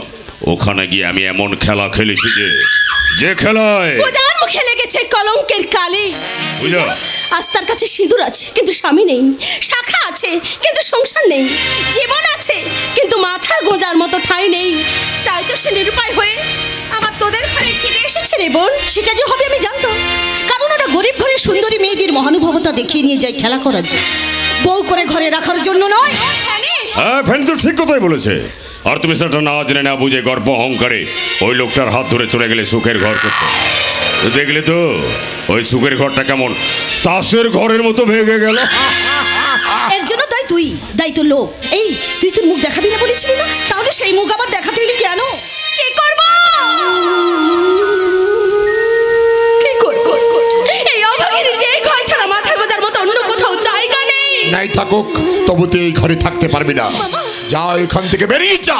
না মামা না, এ দুঃসময় তুমি যদি আমাকে তাড়িয়ে দাও তাহলে কোথায় যাব আমি? কেন, তোর দাদা যেখানে গেছে তুই সেই শ্মশানেই চলে যা। না, আমার দাদা শ্মশানে যেতে পারে না। পারে? তুই যদি বড় ঘরের বউ হতে গিয়ে কালো মুখ নিয়ে পুনরায় এই বাড়িতে ফিরে আসতে তাহলে তোর দাদাও শ্মশানে যেতে পারে। আরে শ্মশানে তো মরা যায়, তুমি যদি চাও তো আমার হোটেলেই থাকতে পারো। তুমি মালটিকে? রাহুল মাল, আমি সব ব্যবসার দালাল, ব্যাংকে আমার প্রচুর টাকা, ধনী লঙ্কার চেয়ে ভীষণ ঝাল। আমি ঝাল চাই না, এরকম মাল চাই। আছে? আছে বাবা, আছে। ও আমার বয়ফ্রেন্ড রাহুল, ওকে আমি সপ্তাহে একদিন আসতে বলেছি। একদিন কেন? কেন, ভুল বলেছি না? হ্যাঁ, ভুল বলেছি। তোর ব্যাংকে প্রচুর টাকা, তাই সপ্তাহে 3-4 দিন এলে খুব ভালো হতো। মামা, আমি বাড়ির ভেতরে যাচ্ছি। না, আমার নাম সাগর পাইট। আমার কথা না মেনে তুই যদি ঘরের মধ্যে যাস তাহলে আমি তোকে দিয়ে দেবো একেবারে টাইট। তাই না, যখন বলেছি তখন তুই এই ঘরে থাকতে পারবে না। কিন্তু বাবা, ও আসবে আসবে, কিন্তু তোমার নামটা আমি ভুলে গেছি। কে যেন মাল? রাহুল মাল। মাকড়সার চেয়েও ভয়ঙ্কর তোমার জাল, কিন্তু ওই জালে তুমি আমার মেয়ে ফ্যানিকে আটকে রাখতে পারবে না। তাই আসার সময় একটা পাইপ নিয়ে আসবে, মানে রাম রাম রাম। ইয়েস, নদী বাঁধা আমার বাবার জীবন। আচ্ছা আচ্ছা, ভোগ আর সম্ভোগে বাধা তোর জীবন আর মন, কিন্তু দুঃখ আর কান্নায় ভরা আমার এই জীবন। তবু তুই এই ঘরে থাকতে পারবি না। যা, এখান থেকে বেরিয়ে যা। দয়া করে তুমি আমাকে এই বাড়িতে থাকতে দাও মামা, থাকতে দাও। যা, বেরিয়ে যা। না বাবা, এ এই কথা তুমি বলো না। ও একটা মেয়ে আর আমিও একটা মেয়ে, তাই মেয়ে হয়ে আমি আর একটা মেয়ের ব্যথা বুঝি। তাই তোমাকে অনুরোধ করে বলছি বাবা, তুমি ওকে এখানে থাকতে দাও। এই ফ্যানি, তুই সত্যি বলছিস আমি এখানে থাকবো? হ্যাঁ থাকবি, তবে একটা কন্ডিশন। কন্ডিশন? তোর দাদা প্রতিদিন 200 টাকা দিত, তোকে কিন্তু 400 টাকা করে দিতে হবে। না না ফ্যানি না, এমন কথা তুই বলিস না। ভেবে দেখ, এত টাকা কোথায় পাবো আমি? কে দেবে আমাকে এত টাকা? আমি দেব, আমি। রাহুল, ফ্যানি তুমি যা বলছো অন্যায় বলছো। পূজা সাধারণ মেয়ে, এত টাকা পাবে কোথায়? সেই জন্য ওই টাকাটা আমি তোমাদের দিয়ে দেবো। দেবে? তাহলে দাও, আমি একটা পাইন্ট নিয়ে আসি। এই নাও 5000 টাকা। নো নো নো নো, তুমি টাকা দেওয়ার জন্য তুমি আমার গাড়িতে চড়ে লজে যাবে, সেখানে 2-4 রাত থাকবে, আমার পাশে থেকে আমাকে একটু খুশি করে দেবে। খুশি ব্যাস, এরকম 5,000 করে টাকা আমি তোমাদের দিয়ে যাবো। দাও ওই টাকা আমাকে দাও। না ফ্যানি না, ওই টাকা তুই নেবে না। বুঝাও, মানুষ চেনা কারবার করে। আবার মারবে? মারো। তোর এত বড় সাহস, তুই আমার সামনে আমার বয়ফ্রেন্ডের গায়ে হাত তুললি? আজ তোকে আমি বেরিয়ে যাও, বেরিয়ে যাও, বেরিয়ে যাও। না না ফ্যানি না, তুই আমাকে এইভাবে মারতে পারিস না। তোর বয়ফ্রেন্ডের জানা উচিত আমি তোর বড় দিদি, আর দিদি মানে মায়ের সমান। আরে বড় দিদি, আরে বড় দিদি হওয়ার জন্য তো 3-4টা থাপ্পড় মেরেছিস, এখন মা হলে তো একেবারে প্রাণে মেরে ফেলতে। আমার প্রাণটা তো নরম নয়, পাথরের মতো শক্ত, আর সেই শক্ত পাথরের ঘা ওকে একদিন খেতেই হবে। সেদিন বুঝবে মেয়ে হয়ে পুরুষের গায়ে হাত তোলাটা কত ভীষণ, কত ভয়ঙ্কর।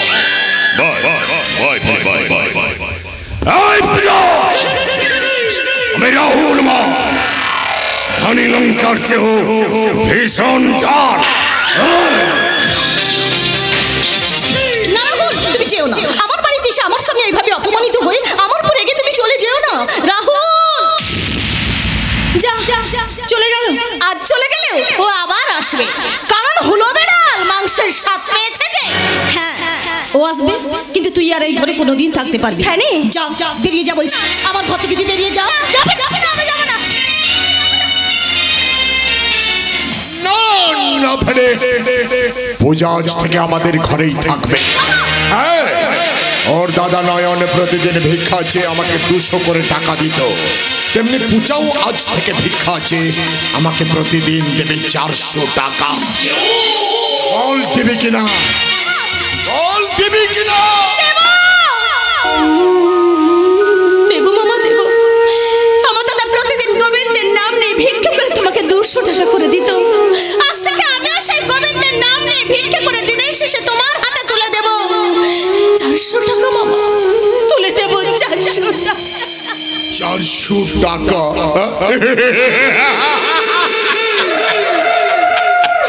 আরে 400 টাকায় শুধু মদ হবে না, মদের সঙ্গে ব্রয়লার মুরগির চাটও হয়ে যাবে।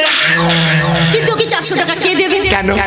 ওর দাদা নয়ন তো প্রতিদিন ভিক্ষা চেয়ে আমাকে 200 করে টাকা দিত। কিন্তু নয়নদা তো অন্ধ ছিল। পূজাও অন্ধ হয়ে যাবে, তখন জনগণ দয়া করে ওকে 10 টাকা 5 টাকা ভিক্ষা দেবে। ভিক্ষা। কিন্তু পূজা তো অন্ধ নয়। আজ রাতে পোকা মারা বিস্তু ফোঁটা করে ওর চোখে ফেলে দেবে, পূজা একেবারে অন্ধ হয়ে যাবে। অন্ধ? হ্যাঁ বাবা, তুমি ঠিক বলেছো। ও অন্ধ না হলে আমি এই ঘরে শান্তিতে থাকতে পারবো না। ও আমার বয়ফ্রেন্ড রাহুলের গায়ে হাত তুলেছে, তাই ওকে যদি অন্ধ করে দেবো, চিরদিনের মতো অন্ধ। তাই যা ফেলে, তাই যা, ওকে তুই জন্মের মতো অন্ধ করে দে। কারণ ও জানে না ব্যাঙ খাবার ধরতে গিয়ে সাপের মুখে পড়ে, ইঁদুর ছুটতে গিয়ে বেড়ালের থাবায় ধরা পড়ে।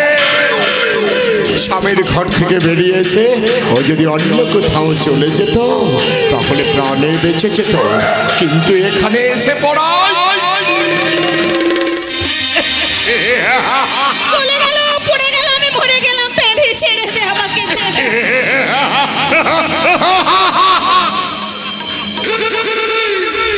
কসাইয়ের হাতে পড়ে গেল। এবার পূজা পথ হাতড়ে হাতড়ে চলবে, আর জনতার কাছে ভিক্ষা চাইবে। ভিক্ষা।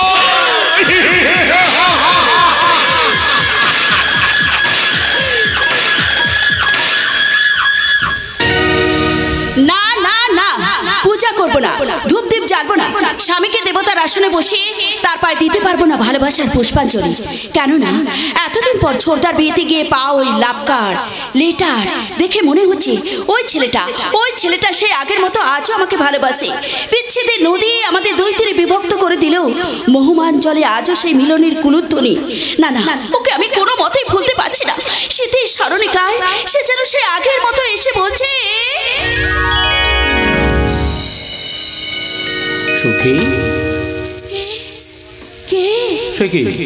তুমি আমায় চিনতে পারছো না? আমি তোমার অন্তরের ভালোবাসা। তুমি যদি অন্তরের ভালোবাসা হও তাহলে অন্তর মন্দিরে পূজার বেদি ছেড়ে বাইরে বেরিয়ে এলে কেন? আমি তো প্রতিদিন ওখানে ফুল জল দিয়ে পুজো করতাম। সেই পূজার ফুল আজ বাসি হয়ে গেছে। জীবনের উপাচারে প্রেমের নৈবেদ্য দিদা, সেই নৈবেদ্য আজ অন্যকে গ্রহণ করছে। মনের মালঞ্চ থেকে স্বপ্নের ফুল চয়ন করে তোমার গলায় পরাতা, সেই ফুলের মালা জন্মের গলায় দুলছে। এই জন্যই বুঝি তুমি এই রূপে আমার সামনে এসে দাঁড়িয়েছো। হ্যাঁ, এই নবরূপ তুমি তো আমাকে দান করেছো। এই সমাজের বুকে আমাকে করে দিয়েছো এক অন্য গ্রহের মানুষ। না না, ও কথা তুমি বলো না। জীবনের প্রথম চাটাকে না পাওয়ার কালো মোড়কে মুড়ে আমার হৃদয় বিনা তারটাকে তুমি ছিঁড়ে দিও না। বিশ্বাস করো আমি চাইনি। হ্যাঁ, আমি সুখী। তোমাকে নিয়ে আমি সুখের ঘর বাঁধতে চেয়েছিলাম। আকাশের বুকে চাঁদ যেমন স্নিগ্ধ যোচনার আলো দেয়, আমিও তেমনি তোমার বুকে মাথা রেখে সবাইকে জানাতে চেয়েছিলাম আমার যে সুখীকে, কিন্তু বাস্তবে রুড়ো মাটিতে ঠোক্কর খেয়ে আমাদের প্রেম বিচ্ছেদের ছুরিতে তুমি আমি হয়ে গেলাম দুই তীরে দুটি পাখি। সেই দুটি পাখির মধ্যে একজন সুখের বাসা পেলেও আরেকজন পাখির বুকে তীক্ষ্ণ তীর, আর সেই তীরের আঘাতে তার বুক চুয়ে রক্ত চুয়ে চুয়ে পড়ছে। তারই যন্ত্রণায় বুঝি তুমি সেদিন সুশোভন ব্যানার্জির বাড়িতে ঢুকেছিলে। হ্যাঁ, বাঁচার জন্য এছাড়া যে আমার অন্য কোনো পথ খোলা নেই। তাই এসো সুখে, তুমি আমার হাত ধরে আমার কাছে চলে এসো। এসো সুখে, এসো। হ্যাঁ, আমি যাব। মান সম্মান অর্থ আভিজাত্যের কথা ভুলে আমি তোমার সঙ্গেই যাব।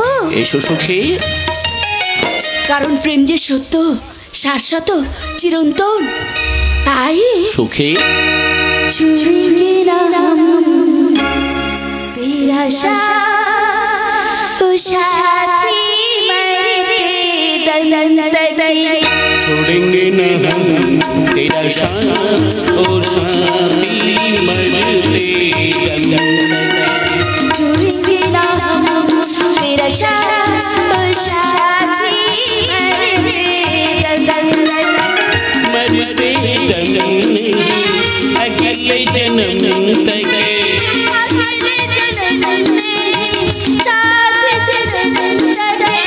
साथ जन्म जन्म जन्म तक छोड़ेंगे न हम तेरा साथ ओ साथी मरते दम तक छोड़ेंगे ना हम तेरा साथ ओ साथी मरते दम तक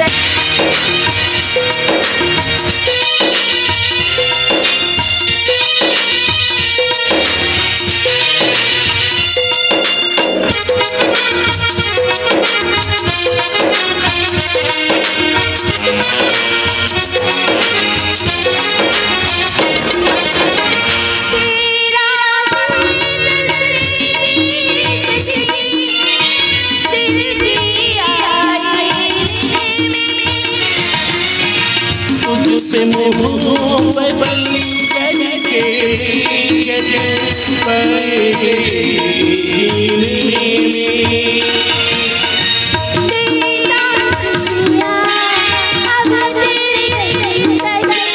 पढ़ने न देंगे गम की कदम तक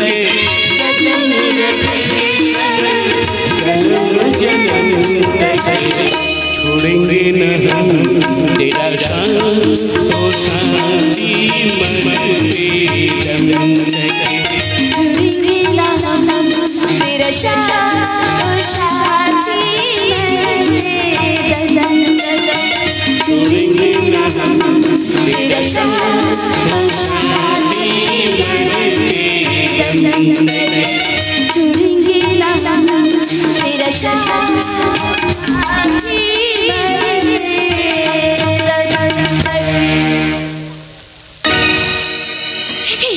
কোথায় গেল কোথায় গেল আমার পুরনো ভালোবাসা?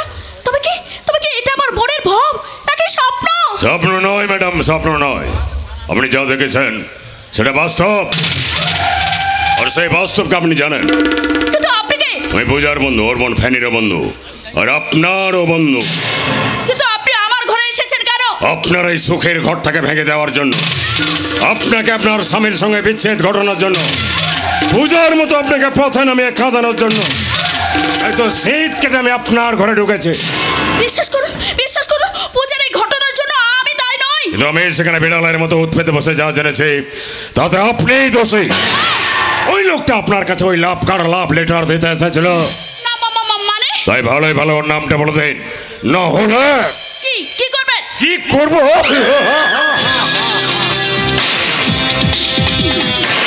ওকে যে আপনি আজও ভালোবাসার স্বপ্ন দেখেন, ওর জন্য আপনার স্বামীকে আপনি যে কোনো মুহূর্তে ছাড়তে পারেন, এই কথাটা আমি আপনার স্বামীকে জানিয়ে দেব। এই কথা আপনি বলবেন না। বিশ্বাস করুন আমি স্বামী ছাড়া অন্য কাউকে ভালোবাসি না, আর ওই ছেলেটাকে আমি চিনি না, জানি না। জানেন ম্যাডাম, জানেন। তাই ভালোই ভালো ওর নামটা বলে দিন, নলি রাহুল মাল খারাপ করে দেবো আপনার হাল। আমার হাল খারাপ করার আগে আপনি ভালোই এ বাড়ি থেকে বেরিয়ে যান, নইলে পূজার বন্ধুর পরিচয় আপনি আমার ঘরে ঢুকে আমার পার্সেলের ব্যাপারে কথা বলে আমি কিন্তু আপনাকে ছেড়ে কথা বলবো না। যান বেরিয়ে যান বলছি। কাকে তুমি বাড়ি থেকে চলে যাওয়ার কথা বলছো সুখী? ওই অসভ্য রাহুল মালকে। রাহুল মাল? আমি পূজার বন্ধু, আমি জানি সেদিন সেই ছদ্মবেশী যুবক পূজার কাছে এসে ওই লাভ লেটার দিতে চায়নি, ও সেগুলো ওই সুখী দেবকে দিতে চেয়েছিল। ওর জন্য পূজার জীবনটা শেষ হয়ে গেছে। তাই আমি শুধু ওই লোকটার নাম জানতে চেয়েছিলাম, কিন্তু তাতে ম্যাডাম ওই লোকটার নাম আমি জানি না। জানেন ম্যাডাম, জানেন। আমি একটু আগে ওই লোকটা আপনার কাছে আপনার ঘরে ওই একই ছদ্মবেশে এসেছিল। ওকে নিয়ে আপনি স্বপ্নও দেখেছিলেন। ও আপনাকে আজও ভালোবাসে, ও আপনার জন্য আজও পাগল। তাই জেনে শুনে আপনি ওর নামটা না বললেও ওকে কিন্তু আমি ছাড়বো না। সাপের চেয়ে বিষধর, মানুষের চেয়ে ভয়ঙ্কর এই রাহুল মাল। তাই পূজার যে অবস্থা করেছেন তার জন্য আমি আপনাদের কাউকে ছাড়বো না, কাউকে না।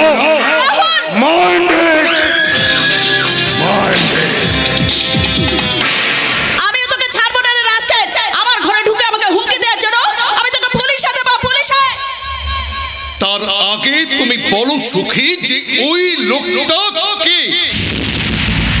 ওই লোকটার নাম আমি জানি না। বিশ্বাস করো ওর সঙ্গে আমার কোনো সম্পর্ক নেই। দেখো সুখী, আমি কিন্তু তোমাকে সে কথা বলতে চাইছি না। আমি বলতে চাইছি বর্তমান দিনে কোনো মেয়ে কিন্তু তার বুকে হাত দিয়ে বলতে পারবে না যে তাদের ফার্স্ট লাইফে কোনো ভালোবাসা ছিল না। তোমারও থাকতে পারে। তাই তুমি শুধু আমাকে বলো যে ওই লোকটা কে? কতবার বলবো ওকে আমি চিনি না, জানি না। কিন্তু আমি বলছি ওই লোকটাকে তুমি চেনো। কি প্রমাণ আছে তোমার কাছে? যে প্রমাণ আমার কাছে আছে তাতে কিন্তু তুমি পূজার মতো এই বাড়ি থেকে বেরিয়ে যেতে বাধ্য হবে। কি এতদিন তোমার সঙ্গে ঘর করার পরে তুমি আমাকে বিশ্বাস না করে ওই বাইরের লোকটাকে বিশ্বাস করে নিলে? এটা বিশ্বাস অবিশ্বাসের প্রশ্ন নয় সুখী, কারণ আমি ডাক্তার। ল্যাবে বসে বারবার রিসার্চ করে আমি যা জেনেছি তাতে ওই লোকটার কথা মিথ্যে নয়। তুমি সত্যি ওই লোকটাকে ভালোবাসো। সুখী, কারণ ভালোবাসাটা হচ্ছে দুটি মনের মিলন, আর বিয়েটা হচ্ছে দুটি দেহের মিলন। তাই আমি আর এখানে থাকবো না। দাদার বাড়িতে চলে যাবো, আইনের আশ্রয় নিয়ে তোমার নামে বধূ নির্যাতনের কেস করবো। আমি তোমাকে ছাড়বো না অসিত কুমার। আমাকে বদনাম দেওয়ার অপরাধে আমি তোমাকে জেল খাটাবো। তার আগে পূজার মতো তুমিও এই বাড়ি থেকে বেরিয়ে যাবে। Get out! I say you get out!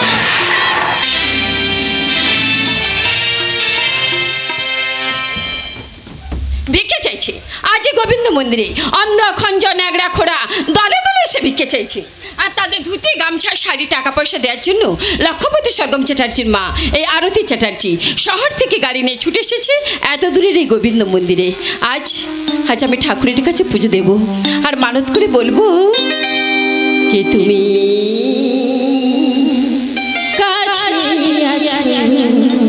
তবু জানি না কোন খানে কে তুমি কাছে আছো তবু জানি না কোন খানে যে কথা বলো তাই শুনে যায় যে কথা বলো তাই শুনে যায় বুঝি না তবু তার মানে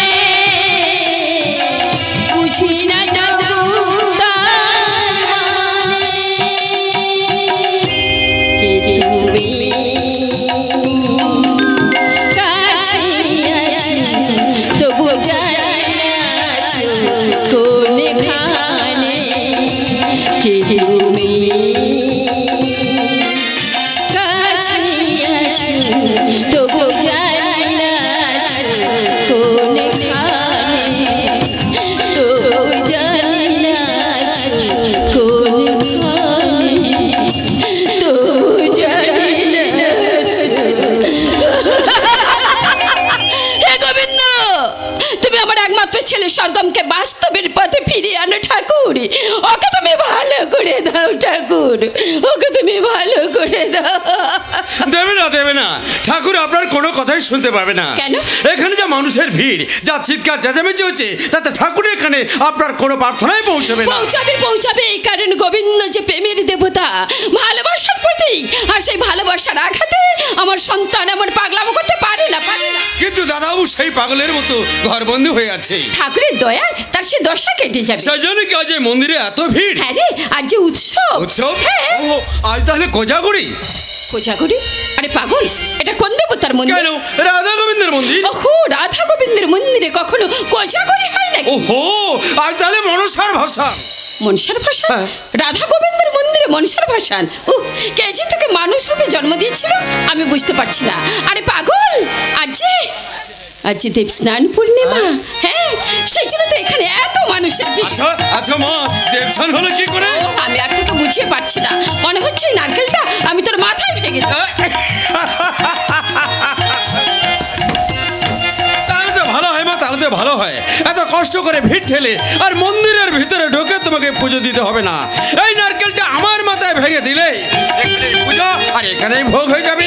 দাও দাও মা, দাও, এই নারকেলটা তুমি আমার মাথায় ভেঙে দাও, আর এই নারকেলটা আমি খাই, তখন আমি বুঝবো ঠাকুরই ভোগ খাচ্ছে। আমি শুধু চুপ কর দে, ফুলের সাজিটা আমার হাতে দে, আমি মন্দিরের ভেতরে গিয়ে পুজোটা দিয়ে আসি। হ্যাঁ দে দে। সত্যি সত্যি মা আমার অদ্ভুত মানুষ। সরগম দাদাবু জন্য পূজা ধ্যান দান ব্রত উদযাপন করতে করতে সব দিনই কেটে যায়। আচ্ছা সরগম দাদাবু না যায় কাপড়গুলো তুলে রেখে আসি, তা না হলে মা বকবেন, কারণ আমি যে মায়ের ডান বাম হাত বিশু, এখনো আমি সেই মায়ের কাছে ছোট্ট শিশু। চলে আয় পূজা, চলে আয়। আজ এই গোবিন্দ মন্দিরের স্নান পূর্ণিমার মেলা বসেছে, এখানে প্রচুর লোক জড়ো হয়েছে। আজ তারা দুহাত ভরে দান করবে পূর্ণ অর্জন করার জন্য। হ্যাঁ, তুই এই মেলায় ঘুরে ঘুরে ভিক্ষা চাইবি। একটা মা কেটে দে, বাকি কি থাকলো? শুধু মা। হ্যাঁ মা, এবার জোরে জোরে বল, মা। বাবু, এই অন্ধ মেয়েটাকে 2 টাকা 5 টাকা ভিক্ষা দাও বাবু। তাই বলবো মামা, আমি তাই বলবো। না, কি বলবি আমার সামনে বল বল। মেয়েটাকে কিছু পয়সা ভিক্ষে দিন না বাবু, দয়া করে কিছু পয়সা ভিক্ষে দিন। হ্যাঁ, এই কথাই বলবি, আর পুরো মেলায় ঘুরে ঘুরে 400 টাকা নিয়ে বাড়ি যাবি। 400 টাকা নিয়ে বাড়ি যেতে না পারলে রাতে তোর খাবার বন্ধ।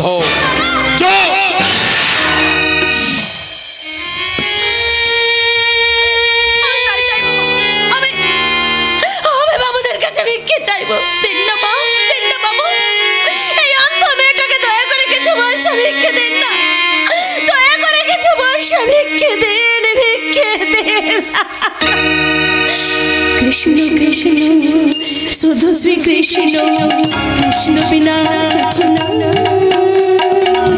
কৃষ্ণ নাম সুধানি কৃষ্ণের গান গা, কৃষ্ণের গান গা।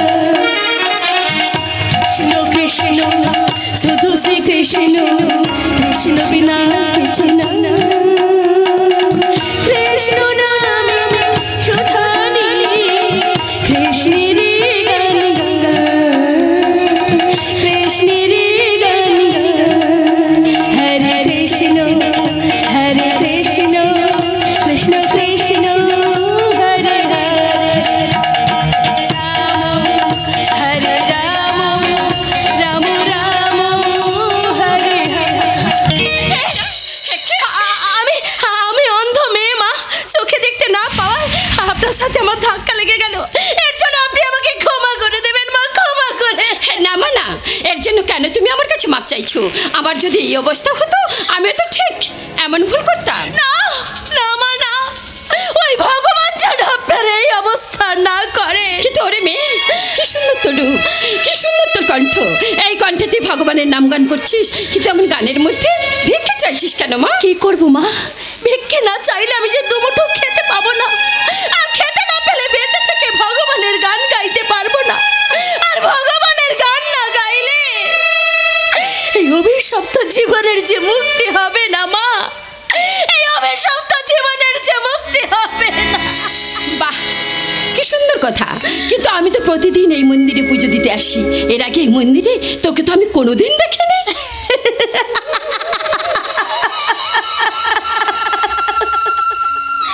মা, যে চড়ুই পাখিটা ওড়ে তার কি কোনো ঠিকানা থাকে?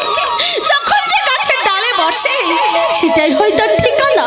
তেমনি অসংখ্য মন্দিরে ঘুরে ঘুরে আমি ভিক্ষা চাই, যখন যে মন্দিরে সন্ধে হয় সেটাই হয় আমার ঠিকানা। বাহ, তোর কথাই আমি অভিভূত। মনে হচ্ছে ভগবান তোকে নিজের জন্য ভিক্ষে চাইতে বাধ্য করায়নি, মানুষ তোকে ভিক্ষে চাইতে বাধ্য করিয়েছে তার নিজের স্বার্থে। হ্যাঁ মা, হ্যাঁ, এই নে মা, এই নে, আমি তোকে 100 টাকা দিলাম। নে নে মা, নে নে নে, ধর ধর ধর। আর সাথে সাথে ঠাকুরের কাছে প্রার্থনা করলাম, ঠাকুর তোর মঙ্গল করুক মা, ঠাকুর তোর মঙ্গল করুক, ঠাকুর তোর মঙ্গল করুক। ঠাকুর আপনার মনের ইচ্ছে পূরণ করুক মা, আপনার মনের ইচ্ছে পূরণ করুক। কি মা, মা টাকার সাথে সাথে এটাকে কি দিয়ে গেলেন মা? এটা তো আমারই গলার হার, ভিড়ের মধ্যে খোঁজার ভয়ে এটা আমি আমার হ্যান্ডব্যাগের মধ্যে রেখেছিলাম। তোকে টাকাটা দেওয়ার সময় বোধহয় এটা। হ্যাঁ মা, সোনার জিনিস বলে কথা, এত বেলক্ষ্য হলে কি হয়? তা যা বলেছিস মেয়ে, কিন্তু ওরে মেয়ে, আমি ভাবতে পারছি না একটা ভিখারিনীর পাশে এত সততা লুকিয়ে আছে বলে। এটা যদি অন্য কেউ পেত সে কোনোদিন আমাকে ফিরিয়ে দিত না। তাই তুই ফিরিয়ে দি, যে সততার কাজ করলি তার জন্য ঠাকুর তোকে কোনোদিন দুঃখ দেবে না রে মা, কোনোদিন না, কোনোদিন না, কোনোদিন না।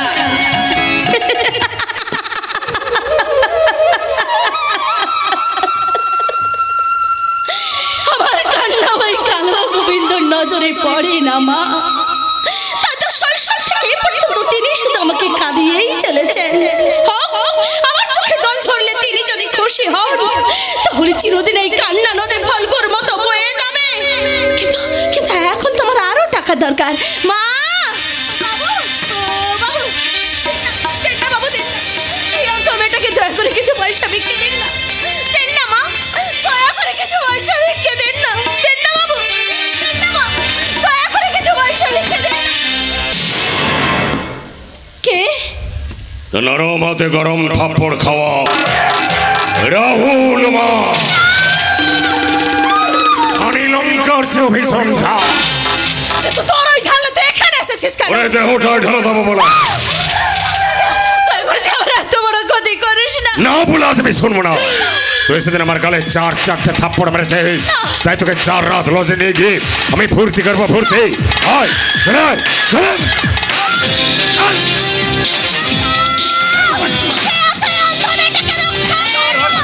অন্ধ মেয়েটার হাত ধরে টানাটানি করছি কেন?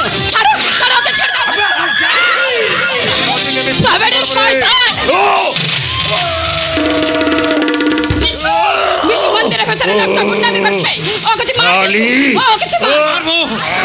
মারবো এ তোমার গায়ে হাত দেখছি ওই অন্ধ অসহায় মেয়েটাকে কলুষিত করতে যাচ্ছে, তাই ও কাজ আমি এমন মারবো তাদেরকে কোনদিন কোনো মস্তান কোনো মেয়ের মুখের দিকে চোখ তুলে তাকাতে পারবে না।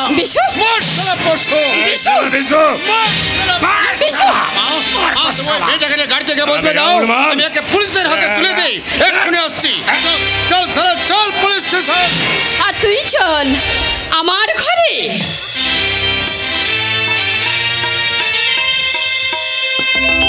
सागर कितना मेरी पास है, मेरे जीवन में फिर भी प्यास है।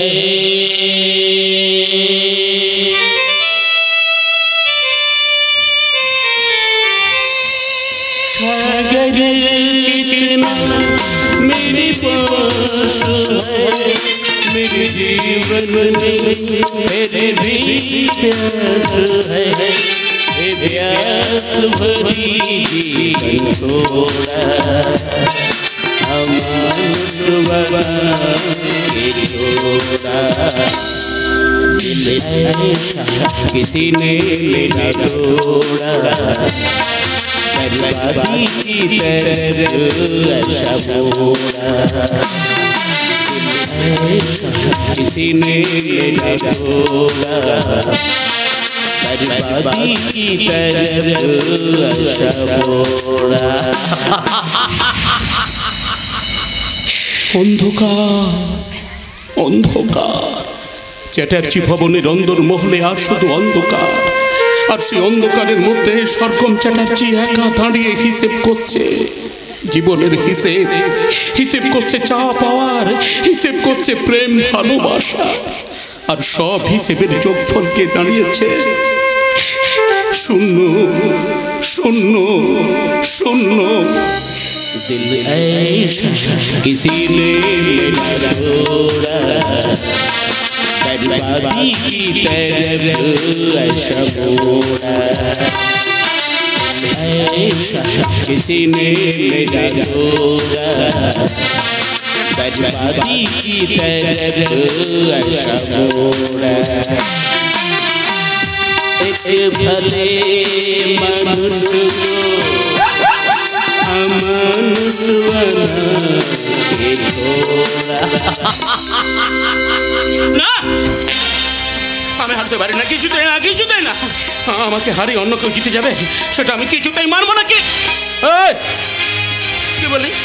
বললি তুই জিতে গেছিস? তুই জিতে কোথায় যাবি? কত দূর যাবি? যেখানে যাস না কেন আমি তোকে ঠিক খুঁজে বের করবো, কারণ তোকে না খুঁজে পাওয়া পর্যন্ত আমার মনে শান্তি নেই। আমার মনে বেরিয়ে বলছি, আমার চোখের সামনে বেরিয়ে বলছি। কে বেরিয়ে আসবে? আলোটা জ্বালানি কেন রে? বন্ধ কর বলছি।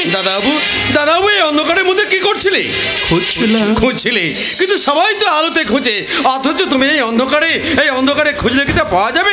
যাবে আমি যাকে খুঁজছিলাম তাকে আলোতে নয় রে, অন্ধ। আচ্ছা বলতো বিশু, মানুষ অন্ধকারের মধ্যে কি খুঁজে পায় বল? যা বাবা, যে জিনিস আলোতে পাওয়া যায় না সেটা কি করে অন্ধকারে পাওয়া যাবে তা আমি বলতে পারবো না। ভেবে বল অন্ধকারের মধ্যে মানুষ কি খুঁজে পায়, ভেবে বল। না আমি বলতে পারবো না, তাই তুমি চাটা নাও, আমি এখান থেকে পালাই। ওকে খুঁজে না পাওয়া পর্যন্ত চা খাবো না, কিছুতেই না। তুই বিশ্বাস কর বিশু, ও আমাকে সারা রাত শুতে দেয়নি, তাই বল না রে, আলোতে যে জিনিস মিলিয়ে যায় অন্ধকারে কি খুঁজে পাওয়া যায়? কি অদ্ভুত লোক, আমি তা জানবো কি করে? তুই সব জানিস, তাই বল না রে, আলোতে কোন জিনিসটা মিলিয়ে যায়? না আমি বলতে পারবো না। তুই বিশ্বাস কর বিশু, তুই বিশ্বাস কর। ও আমাকে সারা রাত ঘুমাতে দেয়নি রে, বারবার চোখের সামনে ভেসে উঠছে, আমাকে ব্যস্ত বিব্রত করে তুলছে, কিন্তু কোথায় জানিস রে? বেরিয়ে বলছে, আমার চোখের সামনে বেরিয়ে বলছে। দাদাবু কাকে বেরিয়ে আসতে বলছো? কে এসে? জোনাকি পোকা।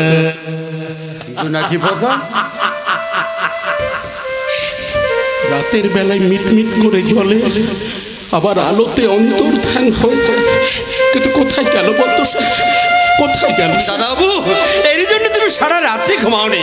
আমি তো ভেবেছিলাম বিরাট কিছু একটা হবে, কিন্তু হবার বেলায় ছোট্ট একটা পোকা। ছোট ছোট কাকে বলছিস রে? ও পোকাটা বলে ছোট হয়ে গেল, পোকাটা বলে ছোট হয়ে গেল দাদাবু। কিন্তু তুই কি জানিস এই সভ্য সমাজের বিজ্ঞান মনস্ক মানুষরা নিজেদের এত বড় ভেবে নিয়েছে যে সবাইকে ছোট করে দেখে। দাদাবু। কিন্তু তুই কি জানিস এই পৃথিবীটা যখন সর্বপ্রথম অন্ধকারাচ্ছন্ন ছিল, তখন এই ছোট্ট জোনাকি পোকাগুলো নিজেদের আলো জ্বালিয়ে ত্যাগের পথে ঘুরে ঘুরে মানুষকে সর্বপ্রথম আলো দেখিয়েছিল। দাদাবু। ছোট কাকে বলছিস? ওই আকাশের তারা। তারা তারা আকাশের তারাটা দেখতে কত ছোট, কিন্তু কিন্তু সে চাঁদের চেয়ে অনেক অনেক অনেক বড়।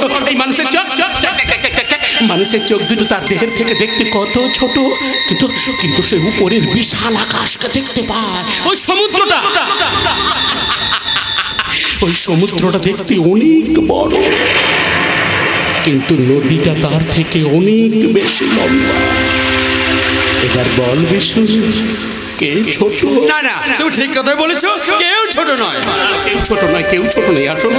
আসলে যার মন ছোট সে দুনিয়ায় সব থেকে ছোট, আর সেই ছোট লোকগুলো নিজেদের বড় ভেবে সবাইকে ছোট করে দেয়। তাই আজ থেকে কাউকে ছোট বলবে না, কাউকে না। না না দাদাবু না, তুমি সকাল সকাল আর মদ খেও না, তোমার শরীর ভালো নেই, ডাক্তারবাবু তোমাকে মদ খেতে বারণ করেছে, তাই তুমি। ওরে বিশু, দাদাবু এই মদের সুখ যে একবার পেয়েছে তার কাছে অমৃত বিষের সমান। দাদাবু, ওই মদ পান করার জন্য মা যে বড় কষ্ট পাচ্ছে, কত ঠাকুর দেবতার কাছে পুজো দিচ্ছে, কত মানত করছে, কত ব্রত উদযাপন করছে, দু হাত ভরে মানুষকে দিচ্ছে দান, মা যে কাঁদছে দাদাবু, তাই তুমি ওই মদ খাবার ছেড়ে দাও। বিশুরে, মদ আমি সেদিনই ছাড়বো যেদিন আমি মারা যাব। না দাদাবু না, তুমি ও কথা বলো না, ও কথা মা শুনলে মা যে মারা যাবে, তাই মায়ের মৃত্যু, মায়ের চোখের জল কি তোমার নজরে পড়ে না? ওরে বিশু, চোখের জল তো দেখা যায়, বোঝা যায়, কিন্তু যে চোখের জল দেখা যায় না, বোঝা যায় না, তাকে কি বলে জানিস? অন্তর্দাহ। দাদাবু, তার জন্য মদ দায় নয় রে, মদ দায় নয়, তার জন্য দায় এই ভালোবাসা। দাদাবু, मेरे पास है मेरे जीवन में फिर भी प्यास है।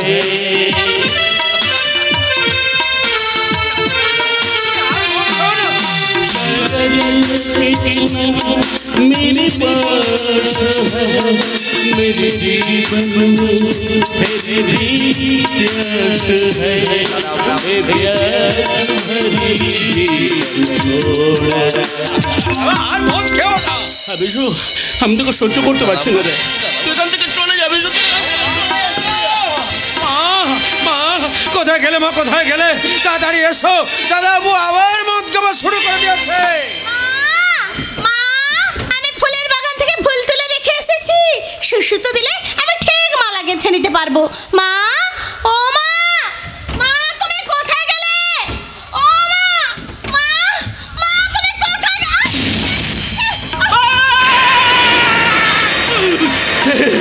তুই কি করে আমার ঘরে ঢুকলি? আজ চলে যাচ্ছে বিশু।